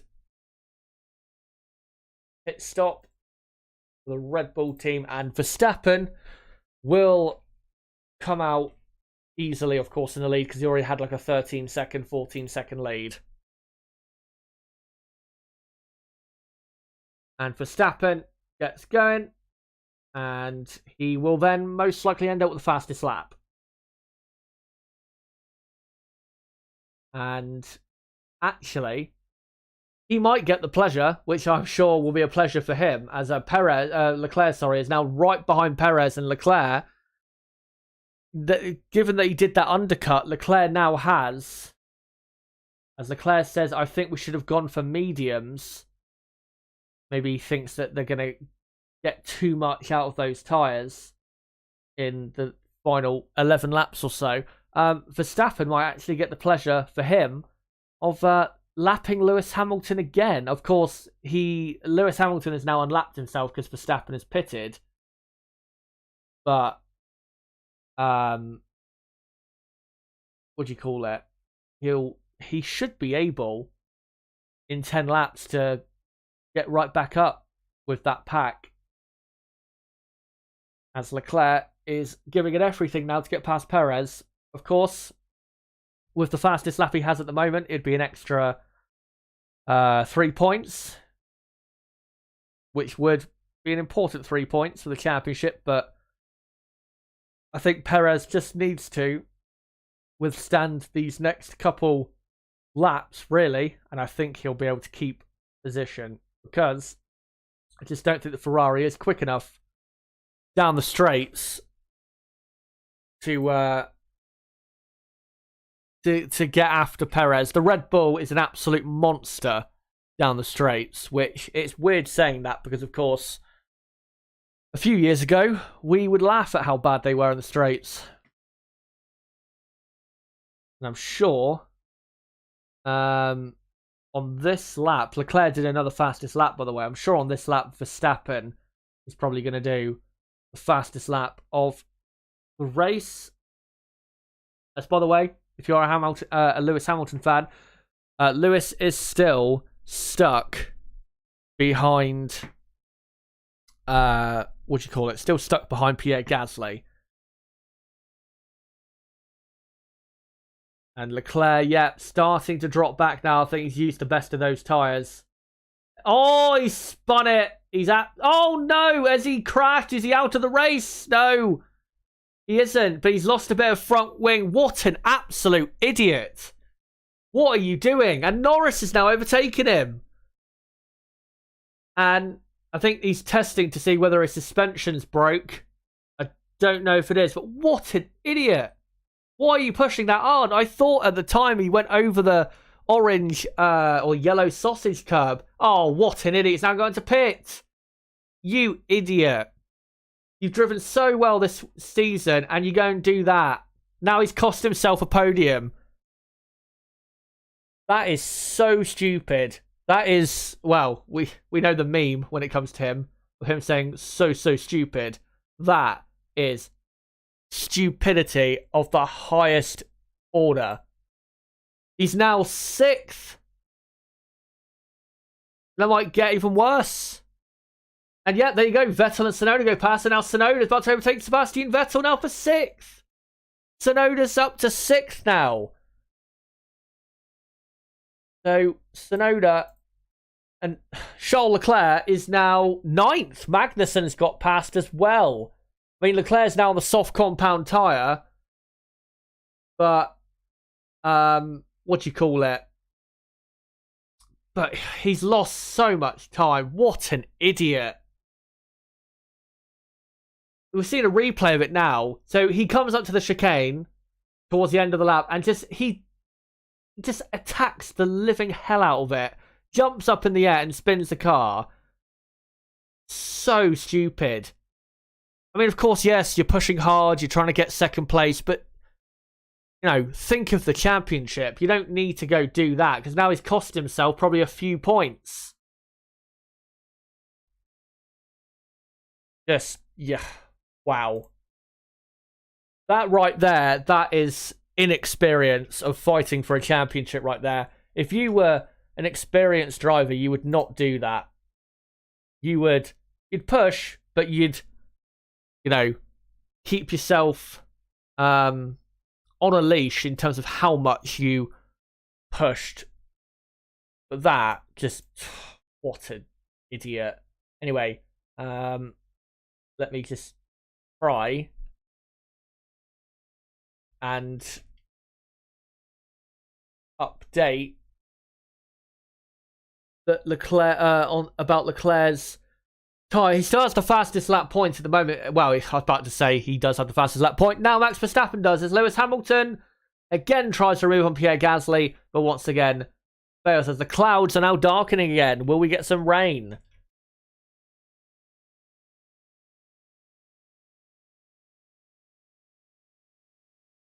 So now on lap 56 out of 63. And Leclerc is now right behind Magnussen. But now he's going to end up losing, what, 20 points? He says doesn't feel great. And then they say, copy, we will check. He won't. He's not going to be attacking that chicane anymore. That's for sure. He should be able to pass Magnussen here. But, wow, I cannot believe he did that. That's so stupid. Like I said, any other driver with an experienced head or someone who doesn't let their emotions get ahead of them would not have done something like that. And so he does now pass Kevin Magnussen, but just, that is a clear example of I have never fought for a championship before, if I've seen one. Anyway, he's up to 8th. He'll still get some points. It could have been worse. He could have broke his suspension. If he broke his suspension and retired, then he would have just gone out. He would have come out of this race looking like an absolute clown. I mean, he does kind of anyway, really. We've got about 6 laps to go.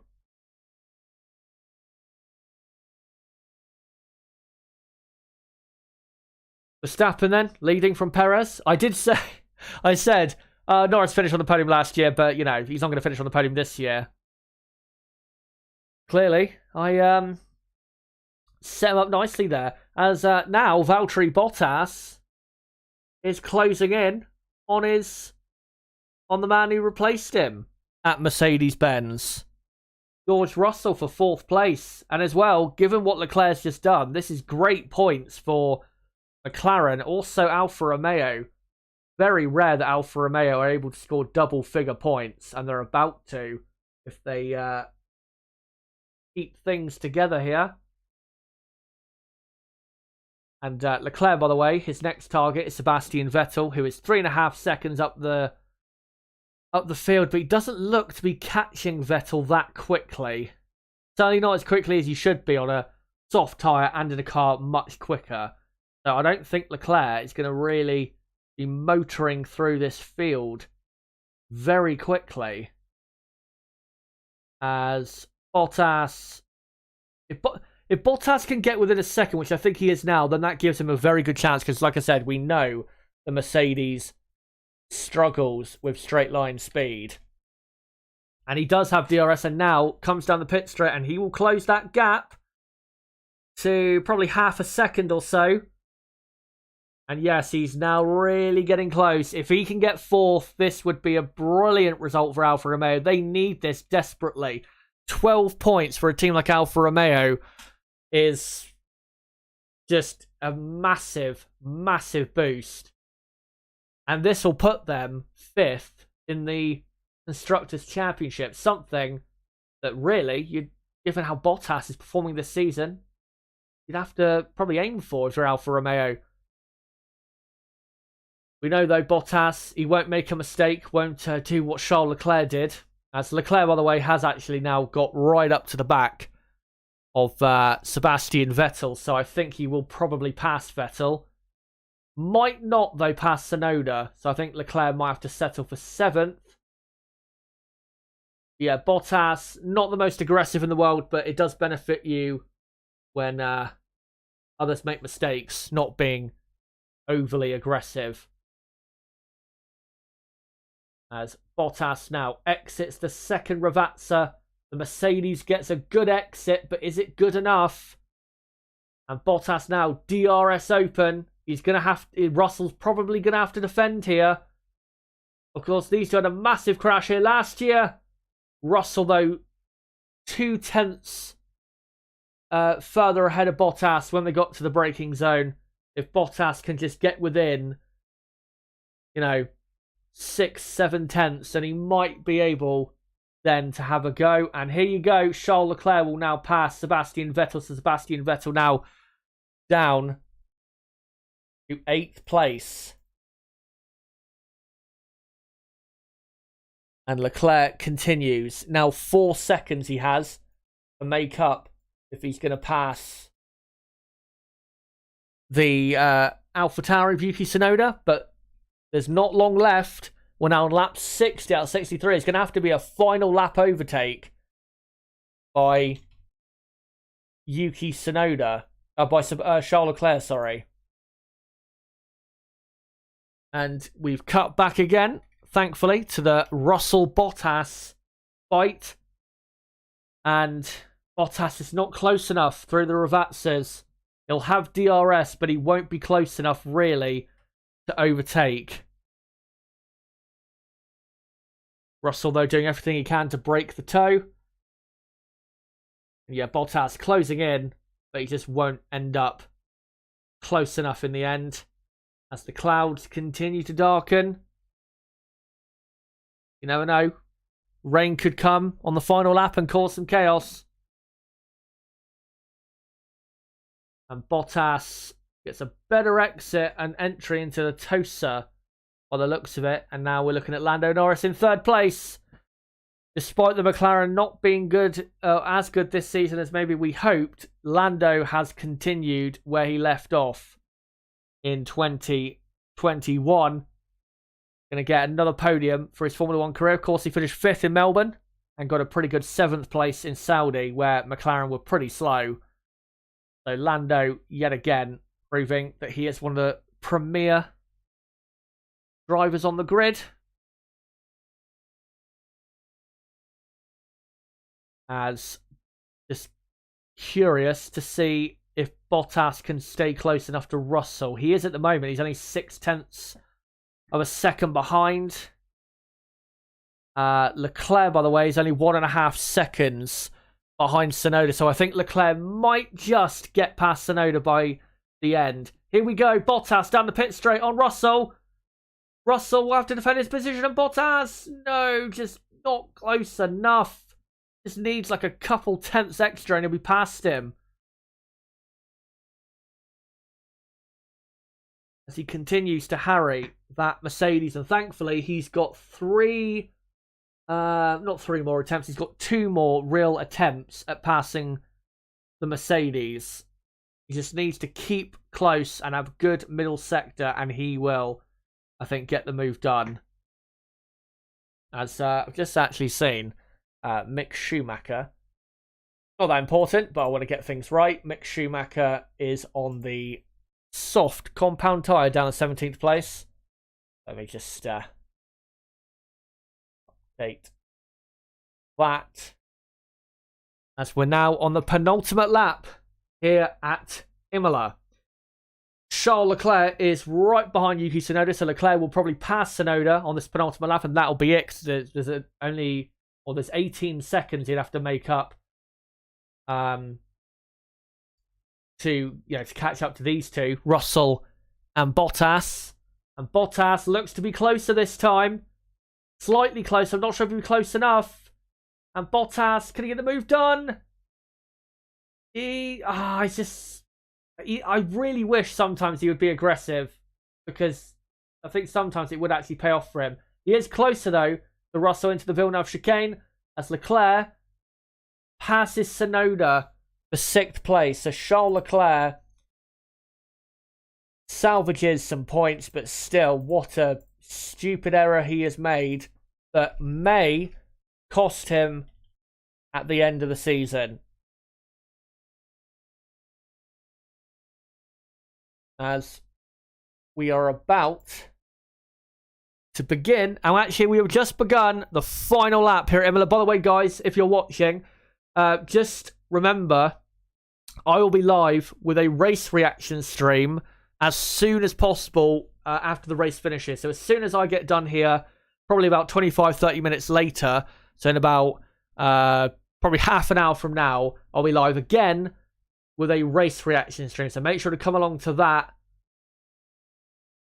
in due time. As Bottas, I think it's just too far behind to get past Russell. He's going to need like an enormous amount of power here to get past Russell, and he's not aggressive enough as a driver, I think, to get the move done.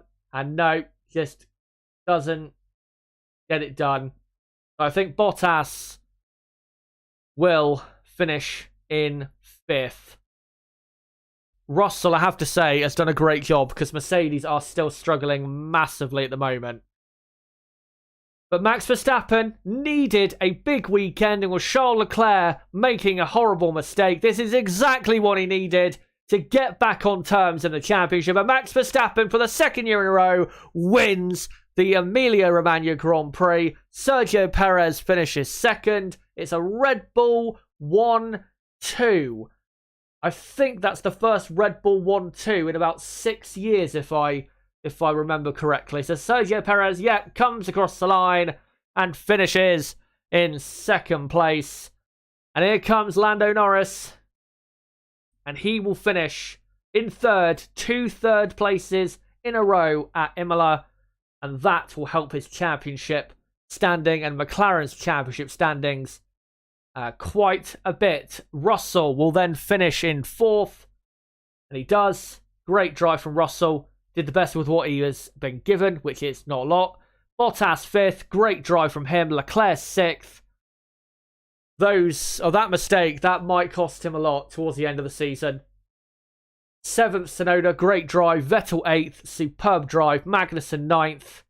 Did the best he could. The Haas just doesn't have the race pace. Stroll 10th. Also, great job by him. Aston Martin climb off the bottom of the championship now and on to 5 World Championship points.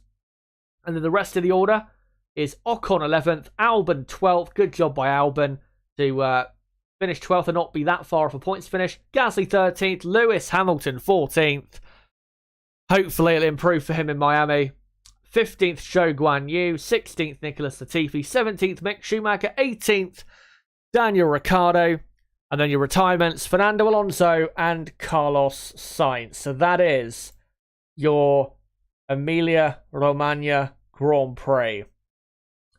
And I think pretty much we'll get this or cut this stream to an end. Thank you guys for coming along to the first race watch along of the season. Again, apologies about earlier in the season having my internet issues, but you know, these things happen. That's life. I will be back for the race reaction in about 25 to 30 minutes time. I'll get it set up as soon as I can and be live, like I said, as soon as possible. As well, don't forget, I will be uploading a review, a more in-depth review of the events of this Grand Prix on Monday lunchtime. Tomorrow, that's lunchtime UK time. And then, of course, in 2 weeks will be the Miami Grand Prix, and I will be back and doing and covering the weekend for you guys as well. But guys, that is it for the Emilia Romagna Grand Prix race. Don't forget to subscribe to the channel. Bottom right of the screen, you can do it right there. Smash the like button, share this video and channel everywhere you can. Does help, of course, the channel grow. And as well, don't forget to follow me on Twitter at ChazHD5. Would be great if you gave me a follow over there. But guys, until my race reaction in a few minutes' time, it has been me, ChazHD. Goodbye.